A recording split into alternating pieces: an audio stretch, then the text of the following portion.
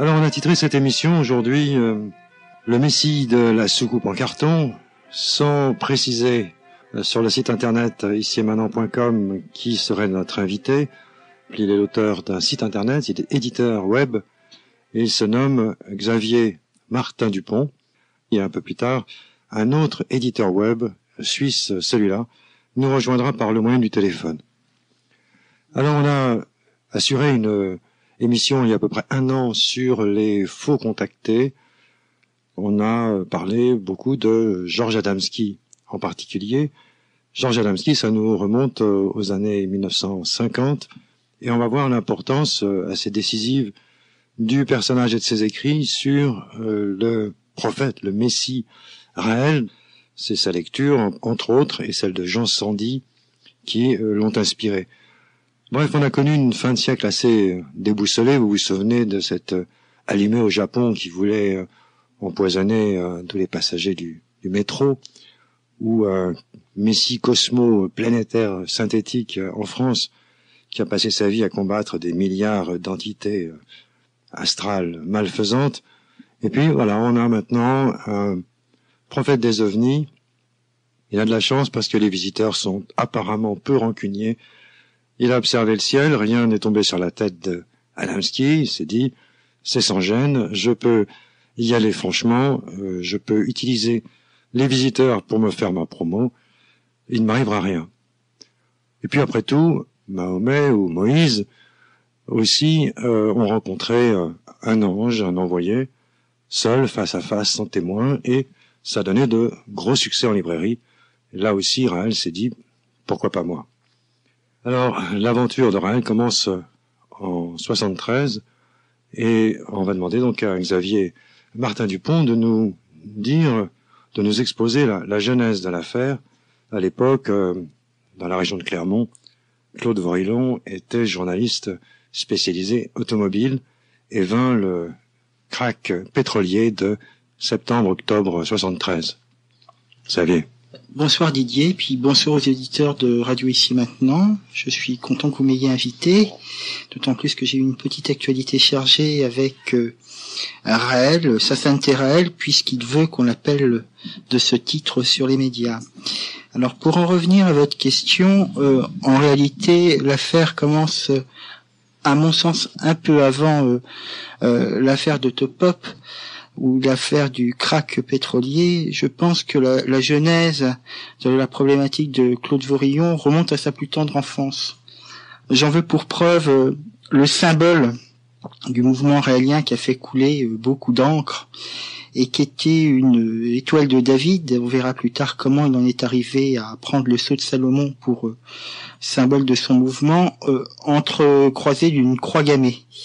Il faut savoir que Claude Vorilhon est né, dit-on, de père inconnu à la fin de la Seconde Guerre mondiale en 1945, d'une mère d'une famille de notables d'Ambert et d'un père dont on sait qu'il était un réfugié juif alsacien pendant la Seconde Guerre mondiale à Ambert.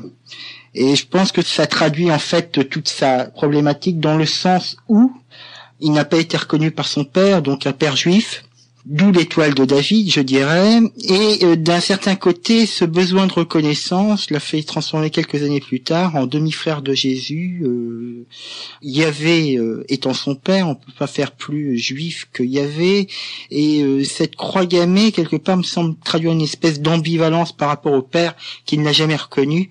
Le malheureux homme étant en fait à l'époque chargé de famille, donc c'était une relation extra-conjugale, et il est mort dans la force de l'âge, laissant en quelque sorte son fils dans le besoin.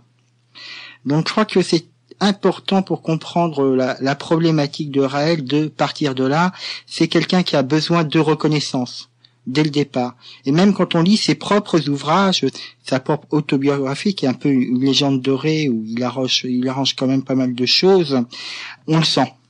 Alors, comment on passe d'un enfant naturel à un chanteur qui est déjà à l'époque où il chantera un clone de Jacques Brel, sous le nom de Claude Seller, à un coureur automobile pour finir par un journaliste sportif qui se trouve confronté à la crise pétrolière et qui voit sa petite entreprise qui était un journal qui s'appelait Autopop qu'il avait fondé partir en fumée, à quelqu'un qui rencontre les extraterrestres. C'est un peu toute la problématique qu'on aura à traiter.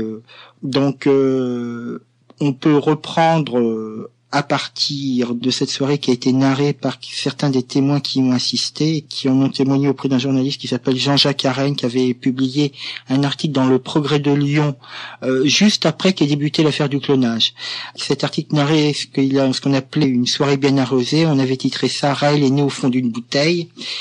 Au cours d'un repas avec des amis qu'il avait à l'époque, l'un est un entrepreneur clermontois qui dirige une entreprise de décoration, l'autre aujourd'hui est un avocat, un troisième est un homme politique, et enfin celui dont le nom était cité en clair s'appelait Mességuier, et Mességuier était le fils de quelqu'un de très célèbre à l'époque qui avait fait fortune dans le domaine de la médecine naturelle. Il était le fils de Maurice, ensemble. Voilà, le fils de Maurice. Ils étaient encore jeunes alors, ils ont commencé, comme on dit, à délirer, comme on pourrait délirer dans un bistrot encore aujourd'hui. Et si on montait une blague, une farce, un canular, disons, appelons les choses par leur nom, on a rencontré un extraterrestre, comment est-ce qu'on ferait? Alors pourquoi monter un canular sur on a rencontré un extraterrestre? C'est que à l'époque, la thématique OVNI est extrêmement en vogue. Là, je passe sur l'autorité de quelqu'un qui connaît mieux que moi la question de l'ufologie, mais les soucoupes volantes déferlent. Et si je parle de soucoupes volantes, c'est pas par hasard par rapport à la thématique, par rapport à l'ufologie, c'est que Raël, lui, ce qu'il voit, c'est une soucoupe volante, c'est pas un ovni. Des gens qui voient des ovnis voient pas forcément une espèce de cloche à fromage avec une lumière qui clignote, etc. Ils voient des objets qui peuvent être sphériques, voir des objets qui peuvent être de forme totalement indéterminée, triangulaire. On voit de tout. Raël, lui, va voir une soucoupe. Et il va voir cette soucoupe dans des conditions qui sont quand même assez particulières. Il faut savoir que l'histoire que se racontent ses amis lors de cette soirée bien arrosée, il suit leur rencontre dans l'extraterrestre entre deux volcans d'Auvergne. L'un s'appelle le Puy de la Solace, l'autre s'appelle le Puy de la Vache. D'accord ? Dans les premiers récits que fera Claude Vorillon, il témoignera auprès d'un type qui a écrit un bouquin dont le nom m'échappe, mais dont vous retrouverez le nom facilement sur l'excellent site Raël Free France, qui a pour auteur un internaute qui a complètement passé au crible toutes les déclarations de Vorillon et les a comparées avec ses sources possibles. Eh bien, il avait déjà à l'époque mis en ligne un article qui était paru dans une revue de jardinage où leur rencontre était située au Puy de la Vache. Alors, pourquoi le Puy de la Vache? On s'était longtemps posé la question. Eh bien, on l'a appris en fait en 2003 quand on a lu cet article dans le Progrès de Lyon et quand on a enfin compris qu'en fait il y avait deux localisations possibles et que dans son récit d'origine, le récit de la rencontre que fait Claude Vorillon avec son extraterrestre, rencontre appelons-le sans témoin, eh bien la configuration des lieux qu'il décrit correspond plus au Puy de la Solace qu'au Puy de la Vache. Donc ça posait un petit problème de cohérence qu'il a vite corrigé dans les éditions suivantes de son ouvrage en resituant sa rencontre avec un extraterrestre qu'il appelle un Elohim dans le cratère du Puy de la Solace. Pour l'anecdote, ça fait des années qu'on s'occupe sur Internet de Raël et des Raéliens et surtout des Raéliens. Et un internaute suisse avait eu la curiosité de téléphoner à la météorologie nationale pour savoir quelles étaient les conditions météo qui régnait sur le Puy de la Solace au moment de la rencontre. Et c'était brumeux, neigeux et verglacé. C'est le récit qu'il fait est un peu un récit de touriste quand Raël se rend sur les lieux. Et même quand il voit sa foutue soucoupe, on peut se demander comment il fait pour la voir à travers une brume qui, selon Météo France, était à couper au couteau. Par exemple. Il y a des tas de petits éléments comme ça dans le récit de Claude Vorillon qui, quand on essaye de les recouper avec des faits ou avec des observations réelles, posent énormément de problèmes. Donc, Je reviens un tout petit peu en arrière. Comme vous l'avez expliqué, Raël était journaliste sportif. Pour être exact, en fait, il avait 2 activités principales. Il était pigiste pour La Montagne, où il donnait les résultats des rallyes au journal. J'ai rencontré récemment un journaliste de La Montagne qui m'a décrit sa carrière de journaliste sous un angle en y mettant un fort bémol. Il faut savoir que les Raéliens pensent que Raël était un immense journaliste sportif, et même sur un 4e de couverture du Message du bouquin qu'il a publié, sa revue sportive qui s'appelait Autopop, qui était un truc assez insignifiant, devient un des plus grands journaux automobiles sur la course automobile qui ait jamais été publié. Donc Raël a enjolivé son histoire, mais les Raéliens, je veux dire, l'enjolivent encore plus. Et on aura peut-être aussi l'occasion de parler de cette dynamique qu'il y a entre Raël et les fidèles de Raël. Donc la crise pétrolière arrive, les rallyes automobiles sont interdits et Raël se retrouve quand même avec un gros problème. Il avait quand même réussi à monter une petite entreprise qui à la fois assouvissait son goût pour la course automobile, parce que depuis sa plus tendre enfance, il explique dans ses livres qu'il rêvait d'être un pilote automobile, et qui lui permettait en fait d'essayer des voitures et de faire du rallye. Pour son journal, il avait réussi à réunir un petit groupe d'abonnés autour d'Autopop, et la pub finançait la vie de son journal et la vie de sa passion automobile, tout en lui permettant de vivre dans un petit confort bourgeois, hein, en gros. Et effectivement, ça a été un choc aux 2 sens du terme, choc pétrolier, fin des courses automobiles, fin d'Autopop. Et à ce moment se passe cet événement extraordinaire, des extraterrestres arrivent juste à point nommé pour le relancer dans ce qu'il sait faire, à savoir écrire et organiser autour de lui un groupe de gens qui vont participer à sa passion et qui en même temps vont lui permettre de vivre.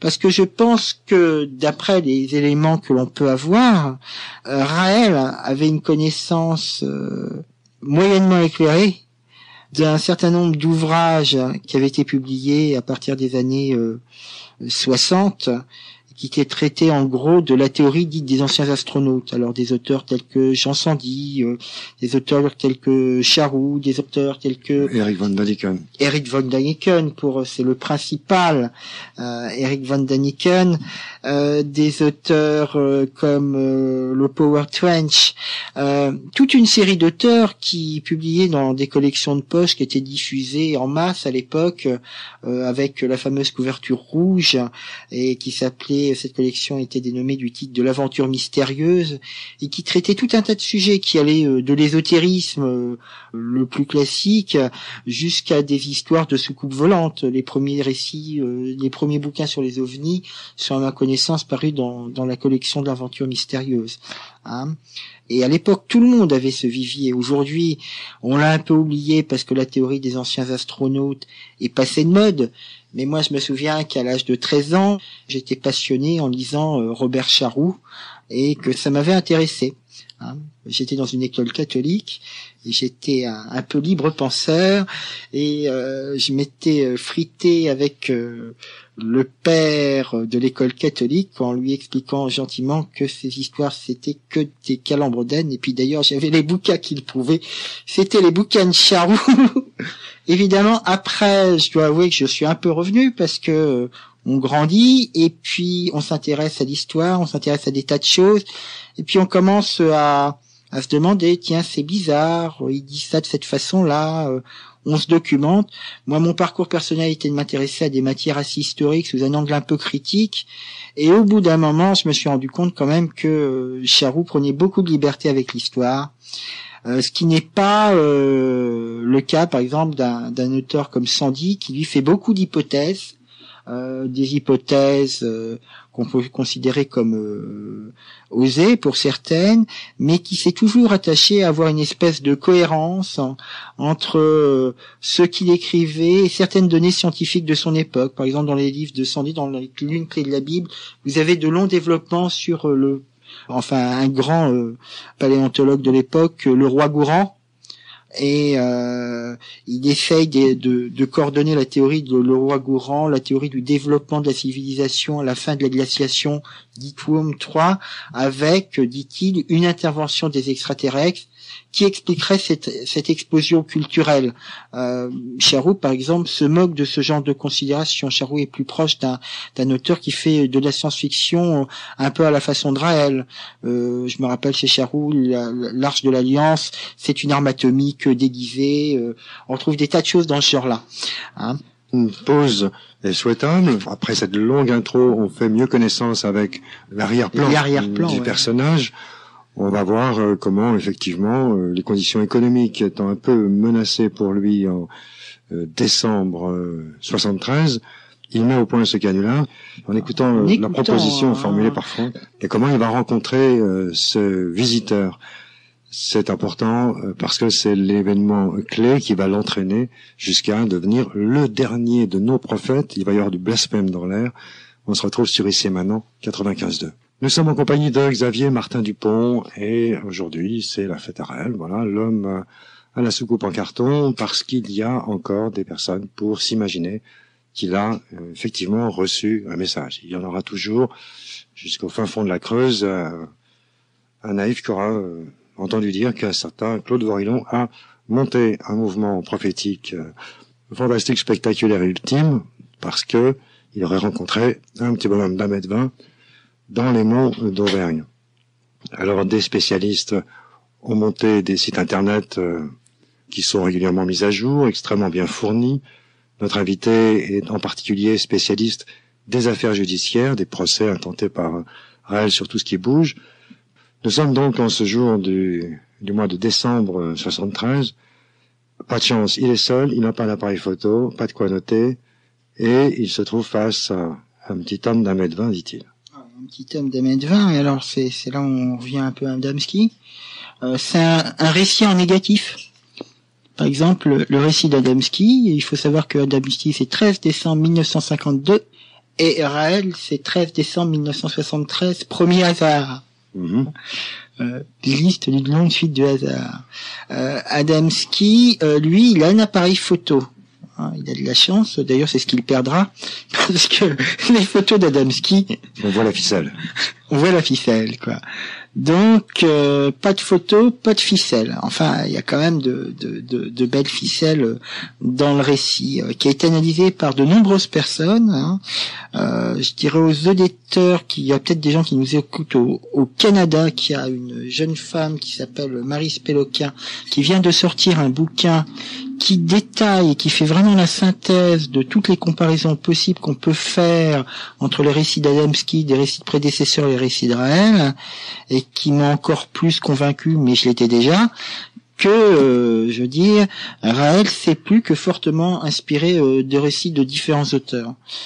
Donc, pour en revenir donc à notre ami Adamski, Adamski fait donc une rencontre d'un extraterrestre, et cet extraterrestre, par exemple, aura des préoccupations qui seront assez similaires aux préoccupations des Elohim que Raël va rencontrer. Adamski explique que ces visiteurs, donc, qui ne ressemblent pas du tout aux petits hommes verts de Raël, mais qui sont plutôt des grands blonds vénitiens. Vénusiens, et non pas vénitiens. Oui. Vénusiens.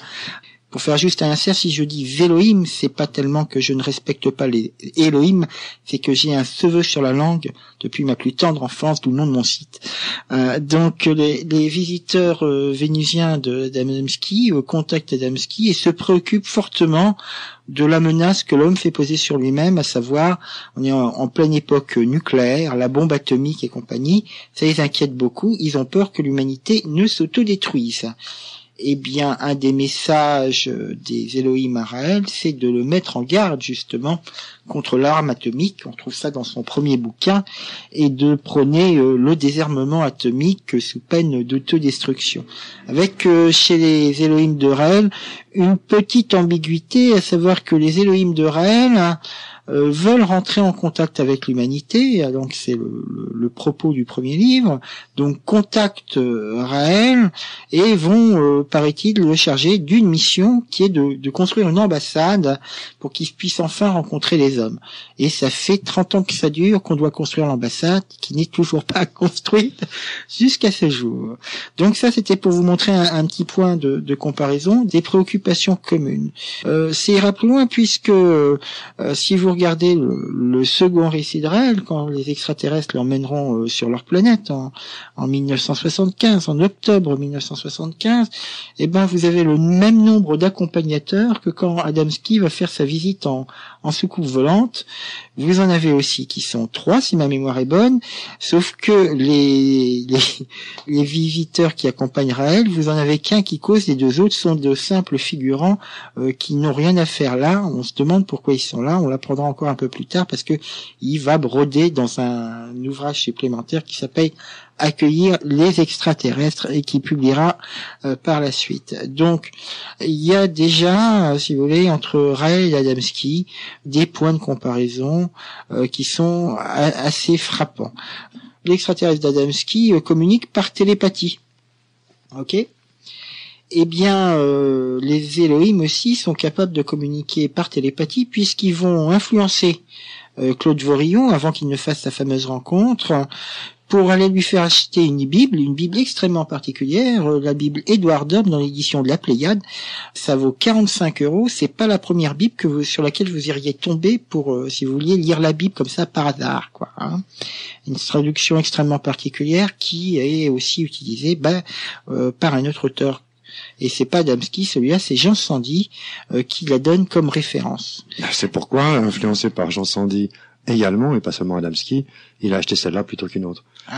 On peut se poser la question, méfiez-vous, parce que si vous dites Monsieur Vorillon a fait ceci, vous risquez fort comme moi de vous retrouver, ne serait-ce que de l'avoir reproduit, pour un procès en diffamation, puisqu'il faut quand même savoir que notre prophète bien-aimé me poursuit de son amour procédurier, parce que j'ai osé reproduire sur mon site web le témoignage de l'un de ses amis d'enfance qui expliquait que un soir qu'il était au restaurant, eh bien Raël leur a dit chacun chose, que l'affaire en cours m'interdit de citer directement à l'antenne pour éviter des problèmes à ici et maintenant, et à moi-même, d'ailleurs.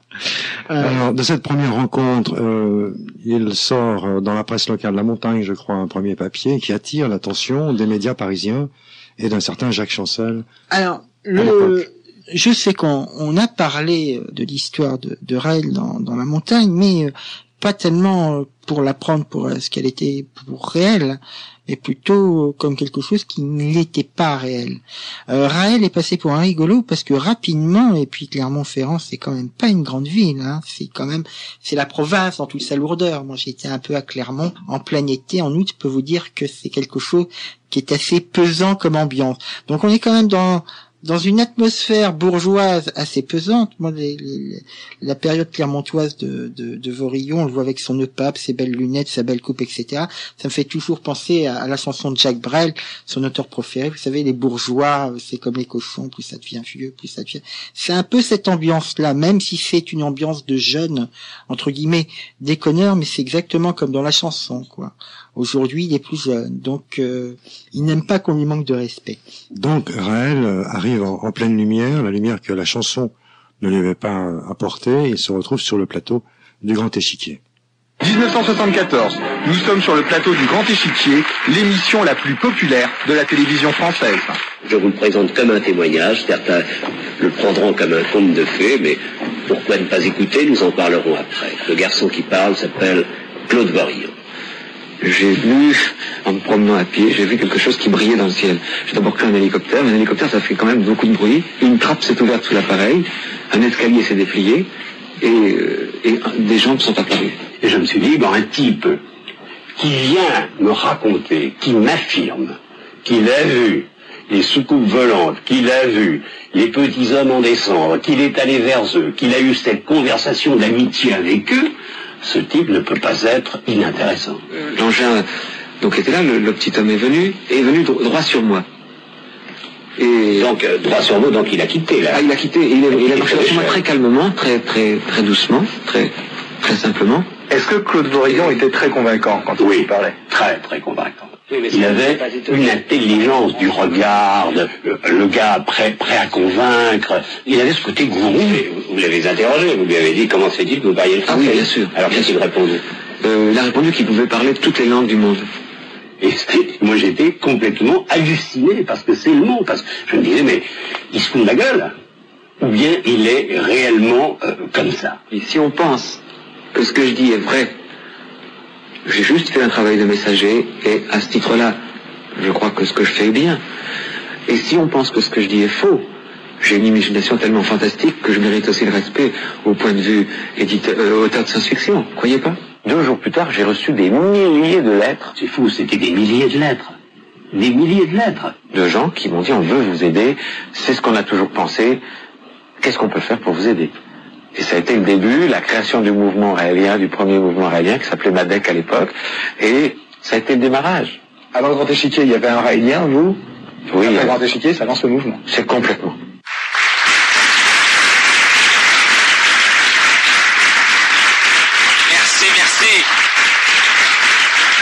Merci. Voilà, il manque pas de culot, le jeune Raël. Je sais à pas ses si, débuts près de Chancel. en écoutant avec attention son interview près de Chancel, il a fait un quasi-lapsus. Il a commencé par dire édite, auteur. Et c'est la clé. La clé, c'est que, qu'est-ce qu'il a fait, Vorillon? Il écrit un livre dont on peut penser qu'il s'inspire fortement d'un tas d'auteurs en vogue à l'époque. Simplement, comment faire éditer ce livre? Hein? Est-ce qu'il va aller porter son ouvrage chez Robert Laffont, qui édite Jean Sandy, qui édite aussi la collection J'ai lu l'aventure mystérieuse? Je crois que auprès d'un éditeur, ça peut poser un problème. Surtout que quand il dit qu'il mérite un grand respect en tant qu'auteur de science-fiction, quand on lit son livre, je ne sais pas si vous avez lu le message donné par les extraterrestres, le livre qui dit la vérité, parce qu'il faut quand même jamais oublier ça. La première version. Ouais. C'est d'une platitude stylistique terrible.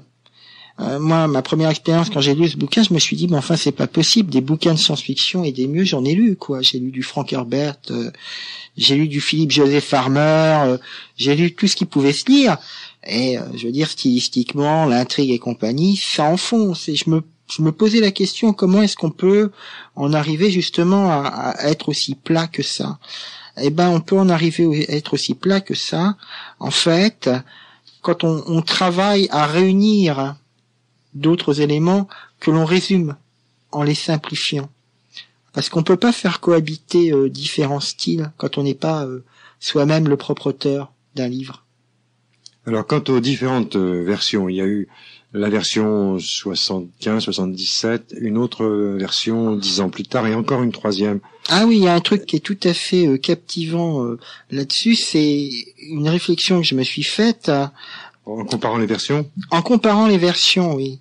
C'est que il faut savoir quand même que le livre qui dit la vérité, en théorie, Raël rencontre 6 jours de suite un extraterrestre, s'assoit dans sa soucoupe et prend sous sa dictée le message qu'il lui délivre. D'accord? Et ce message, donc, est réputé verbatim. Alors on peut se poser une question de cohérence, c'est comment on fait pour, pendant 6 jours de suite, écrire avec un crayon à papier, parce que l'extraterrestre lui avait interdit d'apporter rien qui soit métallique avec lui, sur un cahier d'écolier, des heures durant, pour pondre plus d'une centaine de pages, quoi. En gros, ça pose déjà un problème. Il y a même un ex-israélien au Danemark, si ma mémoire est bonne, qui a essayé de reproduire l'expérience. Ben, il a eu rapidement des crampes au poignet, hein. Et donc dans la première version de l'extraterrestre, il dit la première, c'est vous allez fonder le MADEC, alors le mouvement pour accueillir les extraterrestres créateurs de l'humanité, qui porte dans ses initiales Élie a devancé Moïse, me semble-t-il. Là je cite entièrement de mémoire, donc je garantis pas la rectitude de la citation. Élie et le Christ, oui. Voilà, et le Christ. Moi j'ai MADEC en 88, puis le mouvement raélien en 98. Il y a dans le verbatim incohérence parce que Liti a tenu 3 discours. En même temps. Essayez donc, ça j'invite les auditeurs, y compris s'il y a des Raéliens qui nous écoutent. Donc on note que l'appellation a changé au gré des éditions. Oui. Alors ils ont une justification. C'est les Elohim qui lui ont dit que il devait changer et il donne une justification dans son second bouquin après avoir rencontré les extraterrestres. Il donne un bref historique du mouvement et il dit j'avais organisé le Mandek sous la forme d'une association où en 1901 c'était pas vraiment conforme à d'autres principes que les Elohim lui avaient enseignés, qui était la géniocratie. Pensez donc organiser la chose sous la forme d'une amicale de pétanquistes, c'était pas possible. À cela, je réponds déjà qu'il y a la problème de la situation Iketnon, qu'on peut pas tenir 3 discours différents au même moment, c'est pas possible dans le monde réel, et que j'ai mis la main sur les statuts du mouvement raélien international, qui est une association suisse, et je vois pas la trace de la géniocratie à l'intérieur. La trace de la géniocratie, on va peut-être en parler de façon un peu plus profonde tout à l'heure, mais c'est les génies au pouvoir, et je vois pas que pour être membre du mouvement raélien, il faut être 50% de potentiel intellectuel supérieur aux autres, et puis je ne vois pas non plus rien qui concerne à ceux qui ont le droit d'être au poste éligible. À ma connaissance, on n'a jamais testé le potentiel intellectuel des membres du conseil d'administration du mouvement raélien international. Donc, si vraiment on voulait être conforme au principe de la géniocratie, il faudrait déjà appliquer le principe de la géniocratie de base au niveau des statuts de l'association du mouvement raélien, ce qui n'est pas le cas. Mais là, Xavier Martin-Dupont, vous anticipez un petit peu, oui, parce que nous sommes dans les premières années, il n'a pas encore émigré au Québec, et on décortiquera plus tard les composantes du mouvement. Là, il vient de faire sa première rencontre, et évidemment, il est rempli de bourdes, son premier témoignage, son premier bouquin. Fort heureusement, il prétend à une deuxième rencontre qui lui permettra de rectifier le tir. Et lorsqu'il s'est manifestement trompé, il fait endosser à Liti la responsabilité. Liti lui dit « Voici ce qu'il fallait comprendre ». Et c'est ainsi que, par retouches successives, il va corriger sa trajectoire au fil des critiques qui ont été formulées. Il va essayer de corriger sa trajectoire. En fait, la raison originelle de la fondation du mouvement raélien, et c'est une interprétation personnelle qui n'engage que moi, qui est une pure hypothèse, c'est que dans sa forme originelle, le MADEC, c'était une association. Une association, comment la contrôler? Vous pouvez perdre le pouvoir dans une association. Dans le mouvement raélien international tel qu'il est constitué, c'est pas possible de perdre le pouvoir. Vous avez toujours le contrôle sur l'association. Il faut savoir que en réalité le MADEC il l'a purgé et dissous. Donc dans la première version, Liti lui dit nous allons anéantir la race humaine.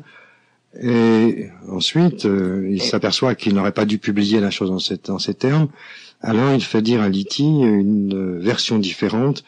Nous risquons de vous voir vous détruire. Bref, il y a un changement de carte. Il ajoute cette chose suivante, c'est vous avez mal transcrit, en fait on va pas intervenir pour vous détruire parce que vous nous faites peur. Bien au contraire, on est là pour vous protéger en quelque sorte et faire en sorte que vous ne vous autodétruisiez pas. Oui, pendant une certaine période. Tant qu'il n'y aura pas 144 000 membres, on vous protégera. Alors là, vous avez les Elohim qui deviennent des protecteurs de l'humanité, sauf que il y a un petit problème. C'est que dans le deuxième livre, à un moment, il explique que il s'en souvient au mot près du deuxième bouquin parce qu'il a eu droit à un procédé extraterrestre qui lui a imprimé, pour ainsi dire, la chose dans la cervelle. D'accord ? Mais cette révélation de nous n'interviendrons pas, etc., tant que, il ne la publie que dans un troisième bouquin qui s'appelle Accueillir les extraterrestres. C'est-à-dire que au même moment, il fait tenir à son personnage principal 2 discours contradictoires. Un discours qui dit tant que vous serez pas 144 000, on va vous protéger et nous n'interviendrons pas. Ok. Et un autre discours qui dit, lui, si vous êtes pas sage, il risque de vous arriver un problème. Ce qui s'est passé déjà pour vous il y a 6000 ans, lorsque nous avons explosé la Terre, le continent unique, parce que voilà, le déluge, pour vous expliquer, le déluge, selon Raël, remonte à 6000 ans. Il s'agit d'une destruction voulue et organisée qui a produit la dérive des continents. Tout s'explique. Il y a 6000 ans, et puis alors la dérive des continents en 6000 ans, c'est Pangée.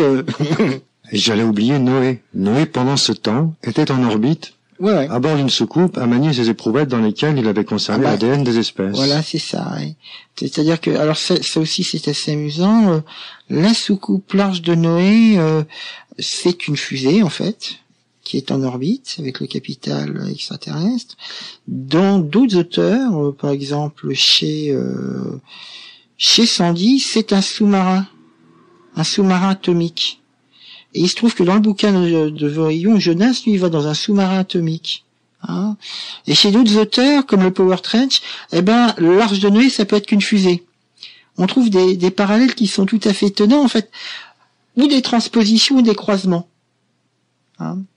Mais là encore, cette idée de l'arche de Noé pour préserver l'humanité, on la retrouve aussi bien chez le Power Trench, dans le Peuple du ciel, que chez Jean Sandy, l'une clé de la Bible, et dans d'autres de ses ouvrages, ou chez Vorillon. C'est-à-dire qu'il y a toujours un auteur qui a précédé Vorillon dans ses théories. Hein.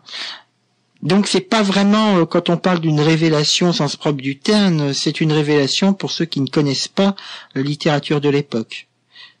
Alors il faut savoir que Vorillon, à l'époque, dessine, il a un dessin extrêmement naïf, il se concentre, on l'a remarqué, beaucoup sur le décor, et pratiquement pas sur le personnage clé, le personnage de la rencontre, qui est là vraiment un portrait, en est bâclé. Et cette naïveté se retrouve dans le décor, l'intérieur de la soucoupe figurée, et imaginez-vous qu'il y a là une table qui est représentée avec 2 corps nus, et ça, c'est pour symboliser la recherche extrêmement poussée sur l'ADN. 2 corps nus, comme au Moyen-Âge, et quelques éprouvettes. En plus, si vous regardez le dessin avec attention, vous vous rendrez compte que le filament va pas d'un corps nu à l'autre, quoi. Donc, et alors, faut avouer que au fil des éditions successives de ces ouvrages, les adeptes vont rectifier le tir. C'est-à-dire que l'image que les Raéliens ont aujourd'hui quand ils lisent le livre de Vorillon, qui est maintenant gratuitement disponible sur Internet, ils sont diffusés, arrêtez de le vendre, ou ils le vendent encore, mais maintenant ils le diffusent gratuitement. Et cette image qui est dessinée de cet extraterrestre, etc., c'est une création des dessinateurs raéliens. C'est pas, c'est à partir, on est en droit de supposer, des descriptions qu'ont pu en faire Vorillon. Mais quand Vorillon doit dessiner, ce qui est très frappant, la première rencontre, c'est qu'il y a un soin qui est apporté au détail du paysage avec des centaines de petits croisillons pour figurer des détails du terrain. Hein. Lui est à peu près représenté avec un certain nombre de détails, mais l'extraterrestre est vraiment bâclé. C'est-à-dire que un bonhomme en fil de fer. Un bonhomme un peu en fil de fer. La soucoupe volante pose quelques petits problèmes de perspective et on peut pas être, je veux dire, il avait dessiné des lieux avec soin et puis qu'il a mis ça dedans. Boum. C'est des éléments qui sont posés sur ajoutés. Et aussi, il y a aussi quelque chose qui est extrêmement frappant et qui m'avait fait poser quelques questions, c'est que, à ma connaissance, dans des contactés qui voient des extraterrestres, dans la littérature ufologique classique, j'ai essayé de me renseigner un peu, généralement, ils représentent ce qu'ils voient, c'est-à-dire l'extraterrestre, aussi fidèlement possible. Mais se représenter en train de voir l'extraterrestre, c'est un tout autre processus mental, c'est-à-dire c'est se représenter une narration. Je suis en train de vous raconter une histoire et je vous illustre l'histoire que je suis en train de vous raconter. Je me décide comme si j'étais en train de rencontrer quelque chose ou quelqu'un. Oui, ça permet d'éviter aussi de dessiner l'IT plein pot. Plein pot. Il essaye, dans le laboratoire, il essaye bien de les dessiner plein pot, mais le résultat n'est pas meilleur. C'est-à-dire que c'est des homoncules avec une petite barbichette, 2 trucs noirs au niveau des yeux. Dans d'autres illustrations, ils représentent souvent de dos ou de pur profil. Parce que c'est moins compliqué à dessiner. Alors, sur le plan du langage, on va donner un exemple parmi ce fatras d'absurdité. Un exemple, c'est celui du mot saint, S-A-I-N-T, ou saint sans le T. C'est au moment où les Elohim, nos créateurs, lui expliquent que c'est une affaire de vêtements. Ils ont été protégés parce que leurs vêtements étaient saints. Raël s'imagine-t-il sérieusement que la Bible a été rédigée en français? Il faut croire que oui, mais je pense que c'est simplement parce que Raël, qui est quelqu'un qui est intelligent, on peut pas lui nier son intelligence, une intelligence de base, quoi. Enfin, une intelligence humaine, celle que décrivait Jacques Chancel. Hein. Au niveau de la culture, ces études n'ont jamais été très poussées. Hein. Et qu'est-ce qui se passe sur l'extrait que vous citez ? En fait, il est en train d'illustrer la théorie selon laquelle les hommes n'étaient que de pauvres primitifs et les Elohim, avec leurs 25 000 ans d'avance scientifique, étaient là. Et il dit, en fait, les écritures ont été déformées, on les a pris pour des dieux, c'était pas vraiment des dieux. Tout ceci peut s'expliquer scientifiquement. La preuve, en fait, le temple de Jérusalem, où était Yahvé, donc Yahvé c'est le chef des Elohim, était en réalité la première ambassade. Et puis, on allait visiter les Elohim pour leur apporter de la nourriture ou autre. Il fallait passer un sas, d'accord, et il fallait laisser ses vêtements. Et en fait, c'était des vêtements aseptiques qu'on endossait pour rentrer voir les Elohim. Donc ça, S-A-I-N-S, et non pas ça, S-A-I-N-T. Sauf que bon, ça marche en français, mais déjà en anglais, ça marche plus. Oli, ça marche plus. Et alors en hébreu, pour faire l'homophonie entre saint et saint, ça n'a pas de sens. Et pourtant, alors là, nouvelle contradiction dans le récit, les Elohim, à en croire les Elohim, leur langue se rapproche de l'hébreu ancien. Hein, et c'est pas les seules erreurs hébreuses. Hein. Des erreurs hébreuses, vous en avez un paquet. À tel point qu'on peut parler d'origine pseudo-hébraïque du réalisme. Alors, déjà, vous avez le fameux ceux qui sont venus du ciel. D'accord ? Le ciel, elle, c'est la racine qu'on utilise pour ce qui est divin. Alors on peut toujours dire oui, mais c'était des dieux parce que c'est au pluriel. D'accord, mais c'est la racine qui désigne ça. Et ciel, ça ne se dit pas im, ça se dit Hachamaïm ou Amaïm. Et je prononce ça à la française parce que j'ai fait des recherches, c'est-à-dire j'ai un magnifique CD-ROM avec la version hébreuse, la version racine, la version translittération, la version vocalisation, la version prononçable et la version chiffrée, c'est-à-dire avec toutes les valeurs numériques qu'on utilise dans la Kabbale. Et on a fait les tests, parce que je suis pas tout seul à l'avoir fait, j'ai été aidé en cela par quelqu'un qui s'appelle Michael Tussier, et sur donc Elohim, ceux qui sont venus du ciel, c'est une traduction qui ne tient pas par rapport à l'hébreu. Par contre, dans la mesure où, par exemple, un auteur comme Jean Sandi passe son temps à parler d'une part des Elohim, de l'autre part des célestes, etc., et qu'il alterne entre ces différents thèmes, et qui parle aussi de ceux qui sont venus du ciel, est-ce que Vorillon n'a pas pris ce terme Elohim comme se traduisant par ceux qui sont venus du ciel? C'est une hypothèse qui est possible. Enfin, en tout cas, qu'on est en droit de considérer. Une autre chose, c'est Raël, c'est le porteur de lumière. Un manque de chance. Lucifer aussi. La lumière, oui, sauf que la lumière, en hébreu, ça se dit or. Et que si on devait fabriquer un mot hébreu en mettant Ra plus El, alors là, c'est là où ça devient rigolo, ça voudrait dire le Dieu mauvais. Mais peut-être pas assez malin. Je sais pas, il y a quelque chose qui est contre lui, je sais pas, il y a vraiment pas de chance. Et alors Israël, c'était même schéma, quoi, le peuple de la lumière de Raël, ben non, Israël, l'histoire est connue, elle est même dans les notes bibliques, c'est un jeu de mots qui se fait après la lutte de Jacob avec l'ange, et là encore, peuple, ça se dit Oam ou Goy en hébreu. Donc toutes les bases, toutes les traductions hébreuses qui donnent sont fausses.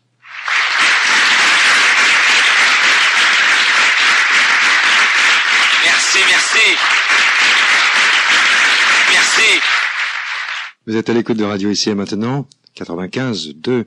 Dans le cadre de la vague d'OVNI, il est bon de temps en temps, on l'a fait déjà l'an dernier, il est bon de mettre tout nu, de déshabiller un faux contacté parce que c'est pas correct d'abuser comme ça, de tirer du profit et de monter son petit commerce sur le dos d'un phénomène autrement plus important. L'ère raélienne commence en 1945. On va voir à quel point elle est préoccupée du cataclysme atomique. Xavier Martin Dupont. Oui, ça c'est aussi l'ère du temps. Hein. Aujourd'hui, la guerre froide est finie.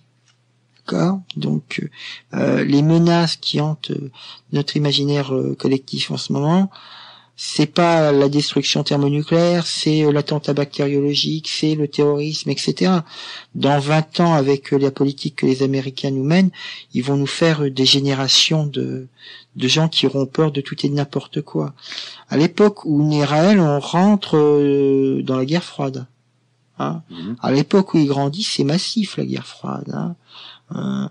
Et l'idée que on pouvait décéder, enfin qu'on pouvait être exterminé dans un holocauste nucléaire entre les deux grandes puissances. C'était Cuba 61. Bah oui, en Cuba 61, la crise des missiles. Bien avant la crise des missiles, la crise du mur de Berlin, où aussi Américains et Soviétiques sont à deux doigts de se friter. C'est aussi les années, quand on est dans les années 73 ou autres, on a déjà eu la puissance atomique française, on a fait péter nos bombinettes. Ne l'oublions pas non plus, la fameuse puissance de dissuasion de ce cher général de Gaulle. Donc on est vraiment dans une hypothèse qui est, il y a possibilité d'un conflit nucléaire généralisé qui anéantira la planète. Il y a aussi des films, mais un peu plus tard, qui ont été faits, le nom Malville. Je crois que c'est comme ça que qui décrit des survivants à une apocalypse nucléaire. L'idée de l'hiver nucléaire est extrêmement présente, et dans son 3e bouquin, Accueillir les extraterrestres, c'est sous-titré La fin du monde est proche. Ils arrivent sauver les justes. Et la fin du monde, c'est quoi? C'est la catastrophe finale par un holocauste nucléaire. Alors là, on nous dit, une de ces prophéties consiste à dire que l'anéantissement surviendra lorsque 144 000 fidèles environ, j'aime bien le environ, auront été touchés au front par Raël le prophète dans son baptême, nouvelle formule. Je me fais la réflexion que la conclusion logique serait de l'empêcher à atteindre les 144 000 fidèles. Oui, alors c'est une conclusion qui est assez logique, mais il faut voir aussi que dans le mouvement, c'est quelque chose qui donne de la pression. Plus vous arrivez et plus vous augmentez le nombre des adeptes du mouvement raélien, plus l'issue finale se rapproche. Sans oublier non plus que périodiquement, Raël tient ses troupes un discours du style on a 95% d'être exterminés.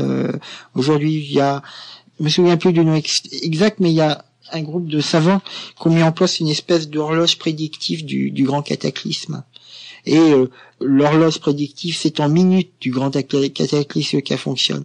Donc ça, si vous êtes convaincu que Raël a rencontré les Elohim, d'accord, si vous y croyez dur comme fer, c'est une façon de motiver encore plus pour diffuser le message, sachant que seuls ceux qui auront reconnu les Elohim comme leur créateur, d'accord, seuls ceux qui diffusent le message. Alors, diffuser le message, ça veut dire, en gros, vendre les livres de Raël, parce que c'est ça la diffusion du message raélien, hein. Et qu'on récolte des bons Mickey, au sens raélien du terme, à part quelques justes qui ont déjà été recréés sur la planète, tous les autres, c'est que quick, hein. Alors, sur ces 60 000, faut quand même, rassurons-nous, ils sont pas 60 000. Au moins de là. Hein, une estimation généreuse des troupes du nombre des raéliens actifs dans ce qu'on appelle la structure, on a peut-être pas le temps d'entrer dans le détail, ce serait assez intéressant parce que ça expliquera un peu le mode de fonctionnement du mouvement et en quoi il est quand même un peu inquiétant. D'un cadre du mouvement qui a vendu la mèche une fois, c'était aux alentours de 5000 personnes, mondialement. Hein, je vous parle au niveau mondial. Ce cher Raël a réussi à faire croire au monde, en intoxiquant la presse via l'opération Clonène, que ils étaient 55 000, puis 60 000, etc. Vous savez, c'est pas compliqué. 5 000 selon la police. Hein, et 5 000 non mais mondial dans la structure. En France, je sais pas moi, si vous regardez des photos des manifestations qu'ils font sur Paris, parce qu'ils font souvent des actions, notamment ils aiment pas l'église catholique.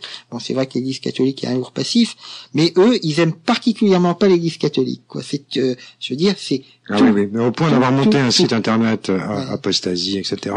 Faites-vous apostasier, voilà la procédure. Et avant, nopedo.org. Alors parce que ils imaginent en fait que l'Église catholique il y a eu un certain nombre de problèmes d'affaires de meurtre dans le mouvement raélien. Alors ça c'est un truc qu'il faut pas traiter à la légère en le simplifiant parce qu'on risquerait de jeter l'opprobre sur des tas de gens qui sont pas plus pédophiles que vous et moi. Hein, d'accord. Mais parlons du baptême. Okay. Alors, disons d'abord qu'il a été piqué au front par les extraterrestres qui lui ont prélevé quelques molécules de sa propre structure ADN pour lui assurer l'immortalité. Bon, très bien. Et lui s'est dit, dans les premiers temps, je vais prélever moi aussi sur le front de mes disciples quelques fragments de l'os frontal. Mais il se trouve confronté à un problème de stockage assez rapidement. Se dire, je vais pas étiqueter tout ça, mettre ça dans des casiers, ça je vais finir par m'y perdre. Alors, contrairement à la technique qu'ont pratiqué ses créateurs, lui improvise et décide de baptiser autrement. La main sur le front suffira. Et donc, c'est ce nouveau baptême qu'il pratique. Voilà comment il a réformé. Il s'est permis, en fait, d'inventer une formule simplifiante par rapport à ce qui avait été pratiqué sur lui. En compagnie de Xavier Martin Dupont, un fin connaisseur du réalisme, on peut l'appeler comme ça, nous en étions au baptême, donc par somme imposition des mains et télépathie, Raël emprunte le code génétique de ses fidèles et l'amène à se faire stocker dans l'ordi central. Mais cette histoire de prélever de l'os, c'est maintenu? Oui, le prélèvement de l'os frontal s'est présenté comme la garantie, on ne sait pas pourquoi, de pouvoir être créé sur la planète des Elohim. Il faut savoir que dans son second bouquin, il rencontre Yahvé qui crée un double de lui-même. Il le crée comment? Il fait une piqûre au front, il met ça dans une belle machine et sort un double de Raël, un clone de Raël, on pourrait-on dire, quoique il n'utilise jamais le mot clone dans ses ouvrages, une photocopie avec laquelle il discute, et puis au bout d'un moment, on le désintègre froidement parce que de toute façon on peut pas avoir deux derniers des prophètes, et c'était simplement un usage de démonstration qu'on lui avait fabriqué son double. Hein. Les Raéliens ont une cérémonie de baptême qui s'appelle transmission du plan cellulaire par imposition des mains, qui est faite à période régulière dans l'année. La plus belle transmission du plan cellulaire, évidemment, c'est quand Raël l'a fait lui-même, ce qu'il faut dire pour un Raélien de se déplacer à un des grands événements raéliens, ce qui est quand même pas gratuit. Hein. Et quand on transmet le plan cellulaire, ça file directement dans un grand ordinateur qui est supposé être dans un satellite qui nous surveille tous. Hein. Et une petite incohérence, c'est-à-dire que il y a les gens qui ont transmis le plan cellulaire, ça passe dans le machin, et puis le grand ordinateur, c'est Big Brother, il mesure nos actes et nos gestes au moment même où je vous parle. Et puis si on s'oppose au dernier des prophètes, on est promis un triste sort, notre vie devient un enfer, et pour les pires des criminels, les Elohim ont promis qu'ils allaient les recréer pour jouir de leur souffrance.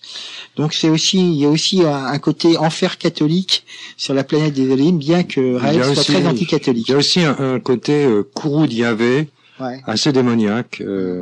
Effectivement, la Bible est remplie de sang et d'esprits vengeurs qui flottent au-dessus des eaux en permanence. L'idée que les Elohim menacent d'opérer par télépathie sur les gouvernements et les peuples afin qu'ils s'affrontent et s'anéantissent eux-mêmes. Oui, tout à fait.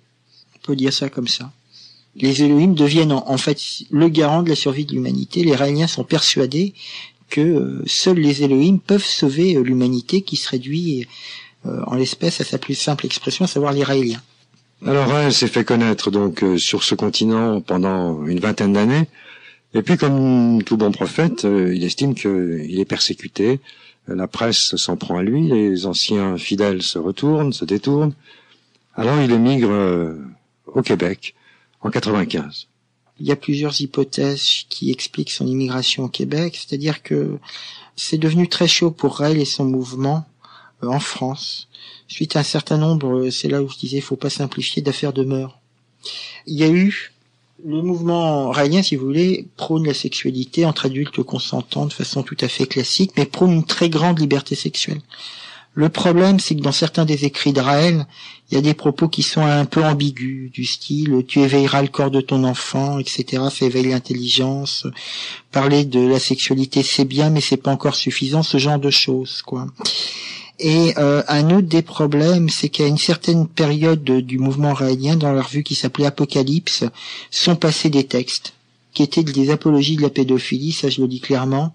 Il y en a pas eu beaucoup, hein. Et Raël avait commenté, il n'avait pas commenté directement ces textes, il s'était pas prononcé sur eux, c'est ça le problème. Mais on avait eu un article de Raël qui disait on n'est jamais assez provoquant. En gros, je vous donne le sens général. Donc c'est passé comme une lettre à la poste. On ne ramasse jamais assez de pub. Oui. Ouais, non, mais c'était en interne, c'est-à-dire il faut toujours aller plus loin dans la provocation.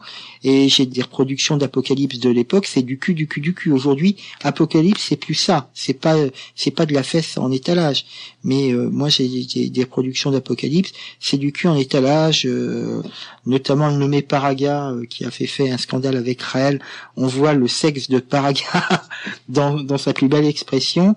C'est vraiment hyper sexualisé, quoi.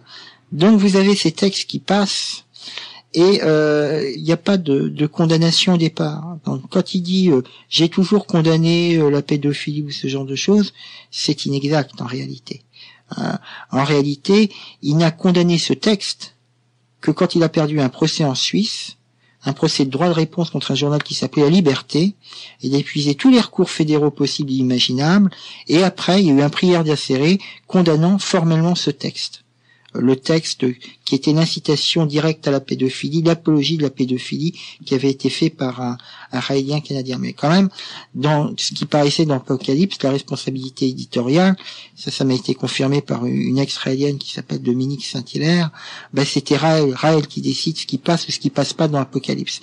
Donc on peut dire, d'un certain point de vue, qui sème le vent récolte la tempête, ils n'avaient pas été assez attentifs sur ce qu'ils écrivaient. On peut pas tout écrire dans certains domaines.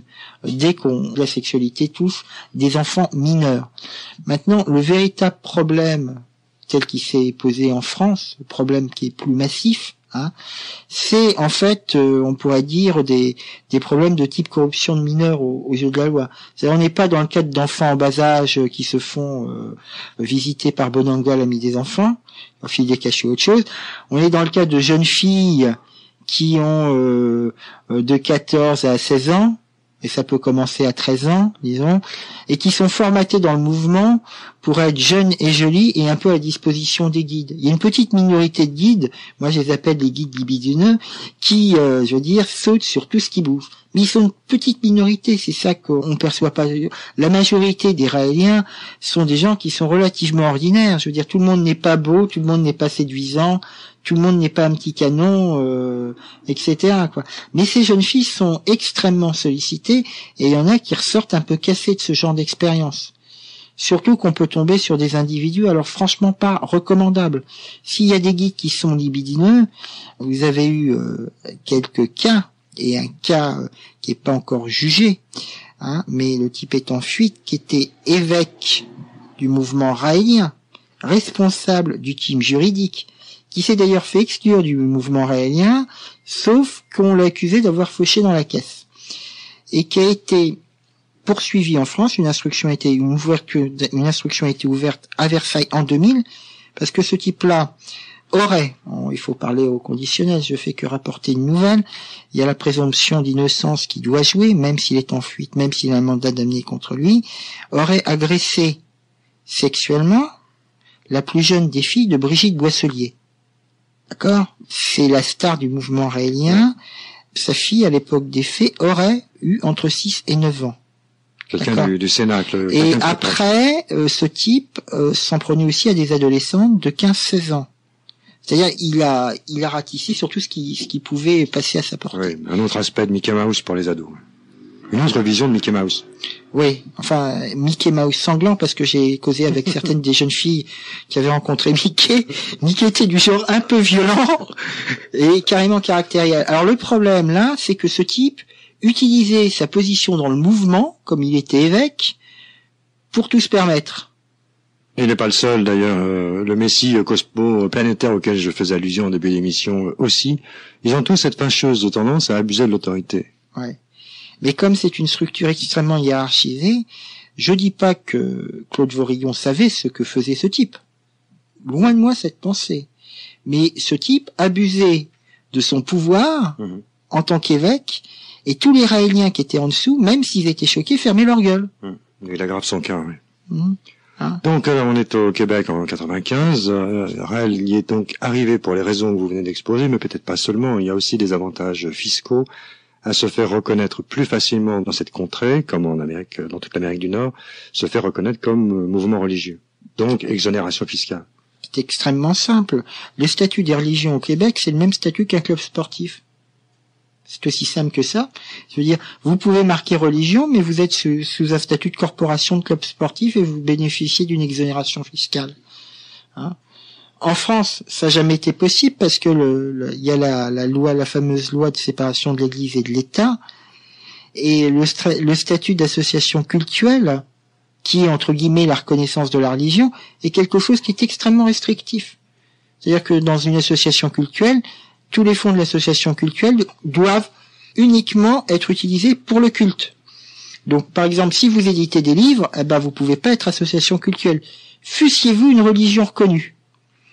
C'est arrivé à une église orthodoxe russe qui avait eu la mauvaise idée d'éditer des publications et qui s'est fait vu refuser, y compris au niveau du Conseil d'État, le statut d'association cultuelle pour cette simple raison juridique.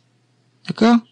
Donc en France, et en plus ça vous donne le droit de toucher des héritages, mais bon, les fonds circulent dans des associations cultuelles, ça peut pas sortir de l'association cultuelle.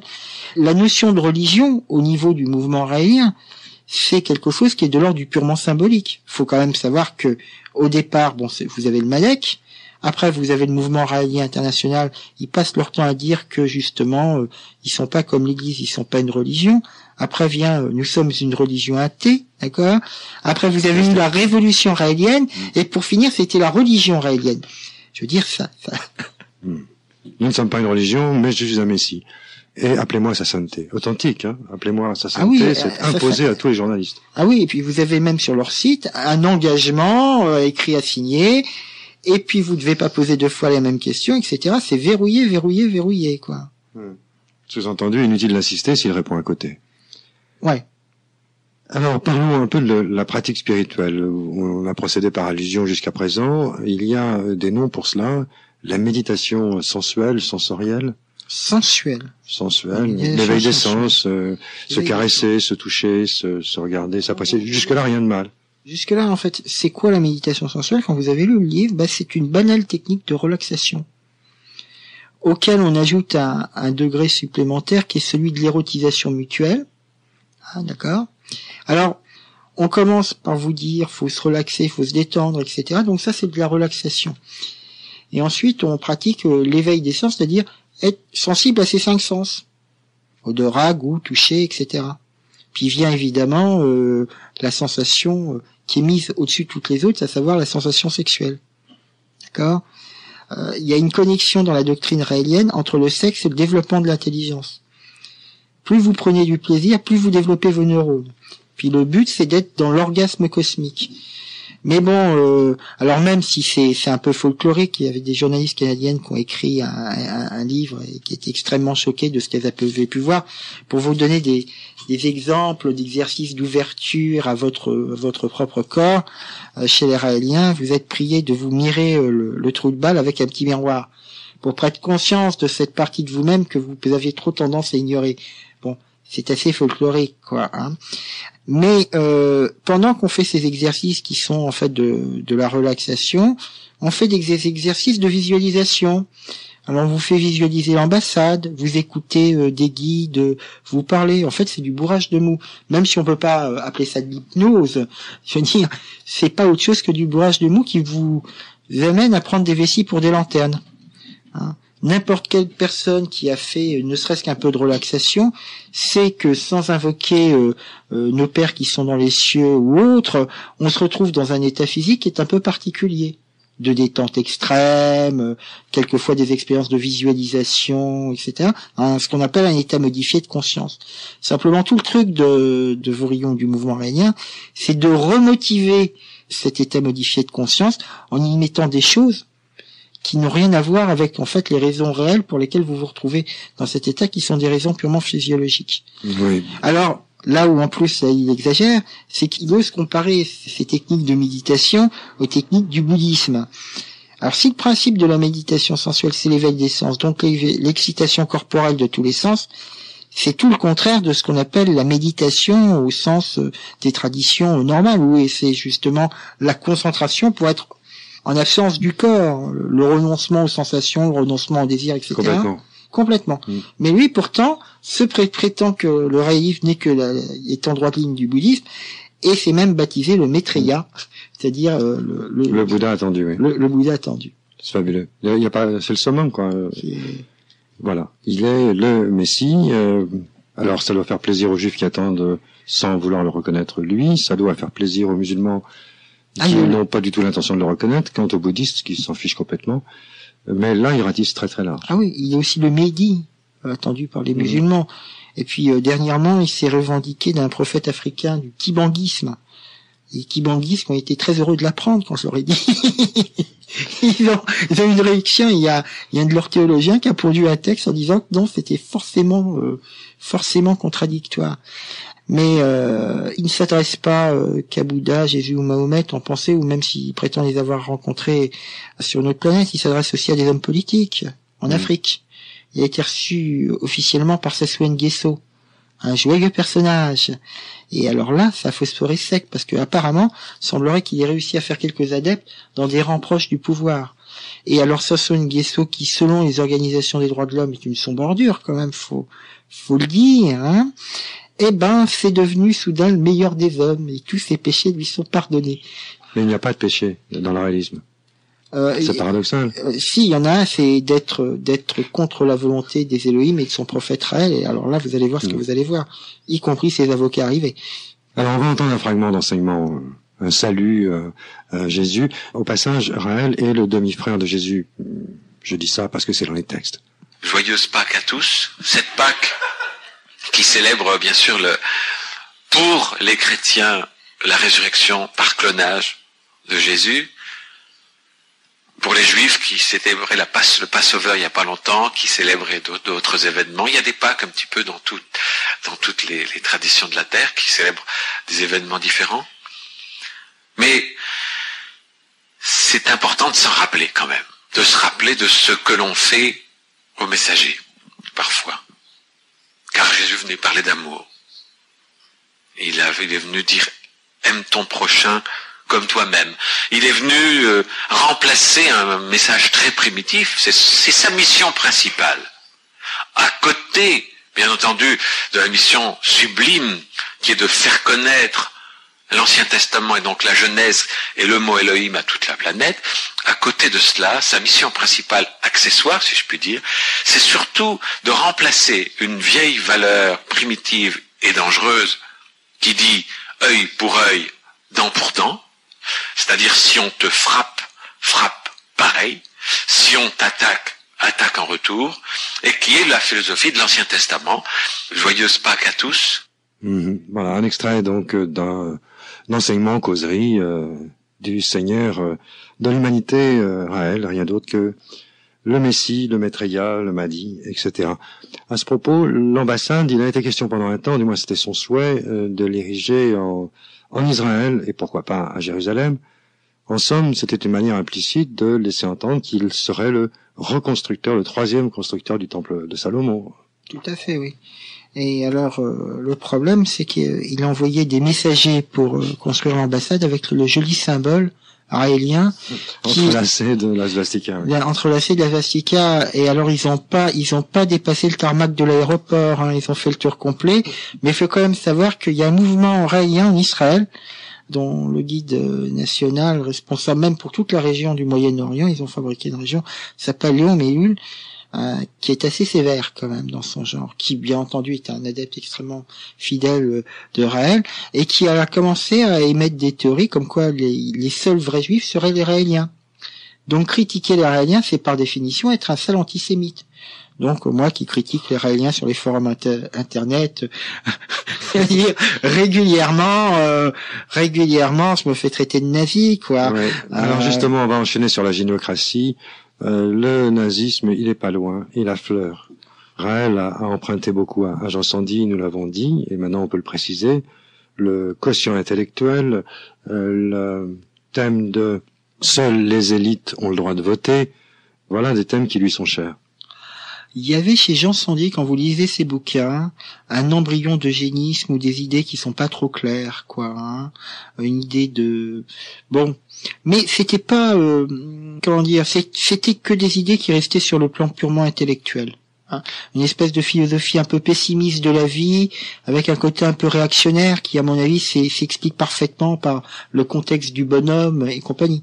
Le tout, je veux dire, étant enveloppé dans une philosophie qui restait relativement humaniste et relativement positive. Problème, quand ça passe chez Raël, ça devient complètement déformé, accentué. Et alors, quand vous commencez à expliquer que s'il n'y a pas de sélection génétique de l'humanité, l'homme dépérira dans la géniocratie, qu'il faut faire une carte d'identité génétique des uns et des autres, qu'il faut interdire le mariage à ceux qui pourraient présenter des tares génétiques du fait du mariage, parce qu'il n'y a pas de pire crime aux yeux de nos créateurs, qui sont les cieux et les Elohim, que d'attenter à leur création du code génétique. Là, vous commencez à vous poser de sérieuses questions. Vous dites que là, ça va pas du tout. Donc, vous avez l'eugénisme. Alors, il dit, quand vous en parlez aux Raéliens, ils vous disent, oui, mais en fait, en réalité, le but, c'est d'améliorer. C'est pas du mauvais eugénisme. Les nazis étaient des gens très méchants d'avoir tué tout le monde, ou d'avoir stérilisé les gens comme ça, ou de faire ce qu'ils ont fait. Mais eugénisme, qu'est-ce que ça veut dire, dans le fond? Ça veut dire amélioration de la race. Enfin, de la race, même pas de la race, de l'espèce, dirons-nous. Le problème, c'est que ces malheureux Raéliens font abstraction de l'histoire du XXe siècle. Quand vous commencez à leur causer de qu'est-ce que c'est que l'eugénisme, parce qu'il n'y a pas qu'en Allemagne nazie qu'il y a eu de l'eugénisme, il y a eu de l'eugénisme aux États-Unis, dans les années 20, au Canada, en Europe du Nord, c'était une théorie extrêmement répandue et hélas extrêmement appliquée. Là, on dérive par rapport au réalisme. Mais si quelqu'un veut comprendre où est le problème, qu'il lise donc un auteur qui s'appelle Stephen Jay Gould, La malmesure de l'homme, qui est un ouvrage magistral qui démonte toutes les théories racistes basées sur une présupposée supériorité de l'intelligence et qui casse en démontrant pourquoi c'est une absurdité et pourquoi c'est dangereux. Et quelles sont les raisons historiques des gens qui les ont promus et comment ils les ont promus. Tout ça, quand vous parlez de ça avec un Raélien, j'ai déjà essayé, vous parlez avec un mur. C'est-à-dire qu'il comprend pas. Il est tellement dans son monde, dans sa bulle, que des références historiques telles que celle-ci, par exemple sur l'eugénisme, on leur dit ça, ils comprennent pas. Et ensuite, ils comprennent pas les malheureux qui sont traités de nazis. Vous voyez ? Quand on leur dit que les valeurs qui sont prônées par la géniocratie, seuls les gens qui ont plus de 50% supérieur à la moyenne ont le droit de vote, et puis alors seuls les génies qui sont encore au-dessus ont une fonction élective. Et on leur dit tous les hommes naissent libres et égaux en droit, et ça c'est contraire aux droits de l'homme ce que vous racontez. C'est une aberration. Même le dernier des débiles a le droit de vote. Vous pouvez pas lui aliéner le droit de vote sous ce prétexte-là. C'est une égalité de droit. Je note un paradoxe. Dans cette phrase, le QI, quotient intellectuel, sera mentionné sur les cartes d'identité ou les cartes d'électeur. C'est paradoxal puisque ceux qui ont un faible QI n'ont pas de carte d'électeur. Mais passons. Remarquez, c'est extrait du texte lui-même. Mais en attendant, ça ne s'applique pas au sein du mouvement. C'est-à-dire que les Raéliens ne font pas figurer leur QI sur leur carte et il n'est pas demandé un QI supérieur aux uns pour devenir guide, simplement de payer plus. En fait, les guides, c'est Raël qui les choisit sous la guidance des Elohim. Il a expliqué ça à un ancien adepte qui s'appelait Baril, qui avait eu le malheur de se plaindre du comportement de certains guides. J'ai l'enregistrement de la conversation Raël Baril sur mon site. Il se montre dans cette conversation terriblement méprisant de l'opinion que peut avoir ce Baril adepte de base sur l'air de pour qui tu te prends, et on le voit tirer les ficelles de sa marionnette en essayant de tirer les verres du nez parce qu'il est très inquiet, Vorillon, de savoir à qui Baril a adressé un long texte qui s'appelle le poème à la louange des Elohim, où il dénonce ce qu'il considère être un certain nombre de dérives, de trahisons par rapport au principe même qui s'enseignait dans les messages que les Raéliens considèrent comme positifs.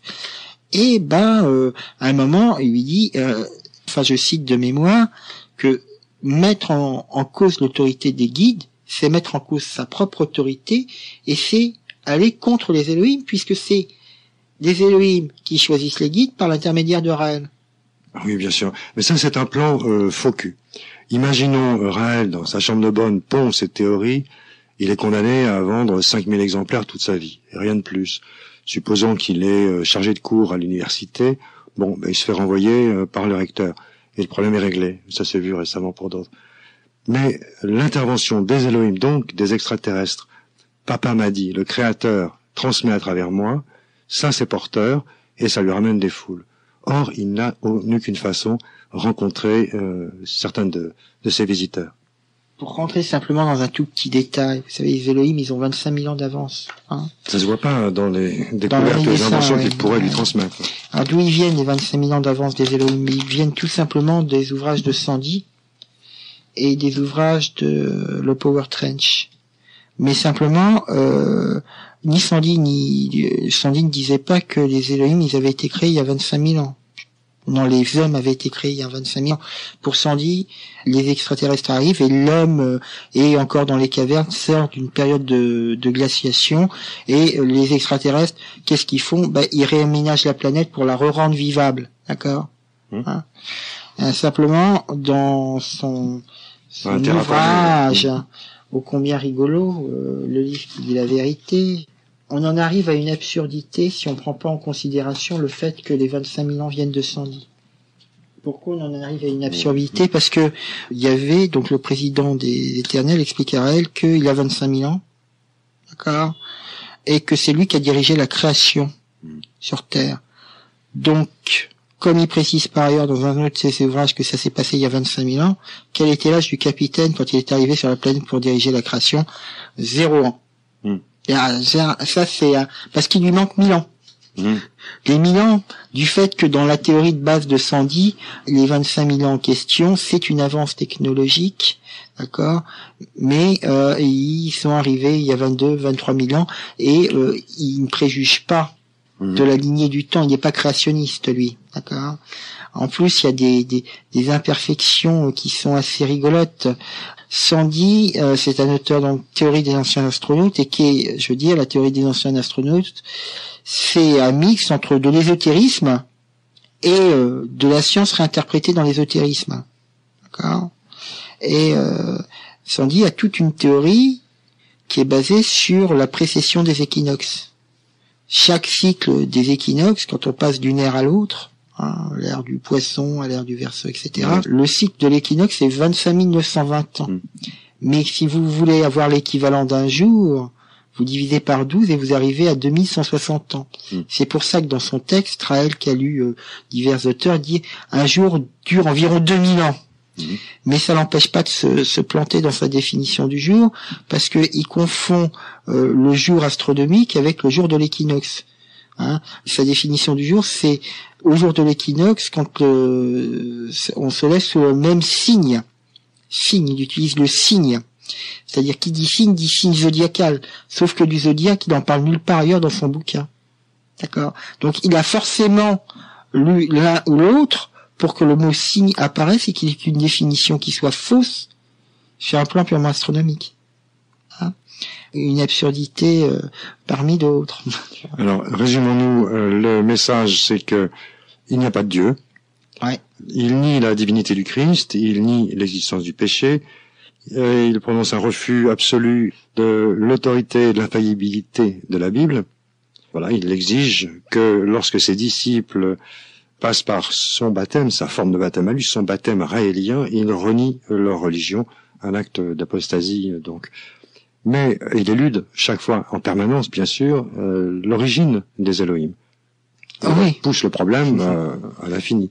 Évidemment, ils se sont auto-créés. C'est une génération spontanée sur laquelle il fait mystère, tout comme la planète d'origine de ces visiteurs qu'ils se refusent strictement à décrire. Là, il y a un manque flagrant d'imagination ou le risque d'un piège trop grand pour lui. La planète, en fait, il la décrit, mais la description qu'il en donne, c'est dans le deuxième bouquin, il décrit un truc qui est, me dire, pas franchement convaincant, enfin qui correspond là aussi à ce que on pourrait, on se rendra droit d'attendre une civilisation de 25 000 ans d'avance, autre chose que les sièges en forme de coquillage, les oursons roses ou les écureuils bleus qui gambadent dans les champs, la stature antigravitique, enfin ce genre de choses, quoi. C'est rien, c'est le truc le plus marquant de son voyage sur la planète en question, c'est qu'il a passé une nuit d'amour formidable avec des robots biologiques. Ils étaient, je sais pas combien, j'ai pu compter là, mais il y en avait une de tous les formats, et que ça, c'était vraiment super, quoi. Alors, moi, je sais pas, enfin, si c'est l'orgasme de se taper une poupée gonflable, biomécanique, c'est pas ma conception personnelle de l'orgasme cosmique. Chose rigolote, il a conseillé à ses adeptes sur sa mailing list qui s'appelait Raël Science, il a fait de la pub pour les super poupées gonflables en latex, les The Real Dolls, et c'était passé sur Raël Science. Ceux qui ont vu le film Monique récemment verront à quoi je fais référence. Et il avait décidé de féliciter le créateur de ces poupées gonflables et de demander un modèle masculin, ce qui fut fait. Moi, je sais pas pourquoi, on aurait dû créer un modèle à l'effigie de Raël, ça en aurait amusé plus d'un. Alors, nous étions arrivés au Québec en 95, le mouvement se développe, et quelques années plus tard, nous apprenons que, là c'est un léger flashback par rapport à cette fin de siècle, il a contribué à la création de la société Cloned, en fait, retracée en février 97, Cloned, dont on entendra surtout beaucoup parler en 2002, 2003, avec le clonage, et nous y arrivons. D'ailleurs, l'an dernier, à ce micro, nous avons pu recueillir le témoignage de Ève, le premier bébé cloné de l'histoire. Ça fait 2 minutes. Alors Ève, bébé précoce, tu viens d'avoir 2 mois et tu parles déjà ? Je n'ai pas beaucoup de temps à vous accorder. C'est quoi la question ? C'est qui tes parents ? Je sais pas très bien. Brigitte m'a dit que j'avais 2 mamans. C'est qui Brigitte ? C'est Tati. Où est ton papa ? Au ciel. Il est mort ? C'est quoi ? Mort. Tu ne crains pas d'être placé à la DAS ? Les Elohim viendraient me chercher. Ils vont venir avant. Papa est en train de leur faire une maison. Ce serait pas très gentil. Moi, je suis une petite fille. Ça a coûté combien pour te fabriquer ? Ça m'est égal. C'est pas moi qui ai payé. Est-ce que tu as des copains, des copines ? Je crois qu'on est 4 ou 5, mais il y en a qui vont pas marcher. Ça veut dire que tu pourras pas jouer avec eux ? C'est Tati qui joue avec eux. Qu'est-ce qu'on te donne à manger ? Des bonbons roses, et puis des bleus aussi. Et c'est bon ? Berk. C'est un peu chimique. Ça te fait quoi d'être une star internationale inconnue ? L'année prochaine, quand je serai vieille, je me verrai à la télé. Crois-tu en Dieu ? Dieu, ça sert à rien parce que il y a Raël, c'est lui qui me l'a dit. Et la mort dans tout ça ? Tu m'embêtes avec ta mort. Toujours ta mort. On remet des piles dans la machine et puis, voilà. D'abord, je sais pas si je vais mourir mais je suis un petit peu fatigué. Ève, avant de nous quitter, est-ce que tu nous feras un petit jingle pour Radio Ici et Maintenant ? Oui, Radio Ici et Maintenant, j'arrête quand je veux. 95.2, j'arrête quand je veux.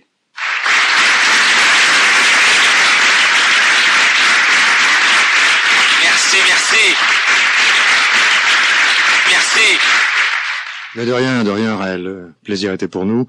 Ça, c'était au moment où on a appris, 2 mois après la naissance de Ève, déjà prématurée, la gamine, mais ça vieillit vite quand c'est cloné.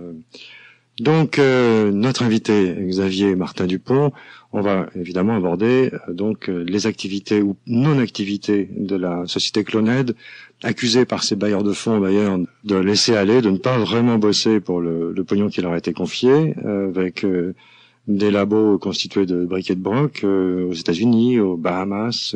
Qu'est-ce qu'on sait sur la chose ? Alors, pour faire un bref résumé, à la base, Raël fonde une société qui s'appelle Vaillant Venture, sise aux Bahamas. Et en fait, ça n'a jamais été qu'une boîte postale. Et il fait ça pourquoi il fait ça ? Parce que Raël a toujours surfé sur l'actualité.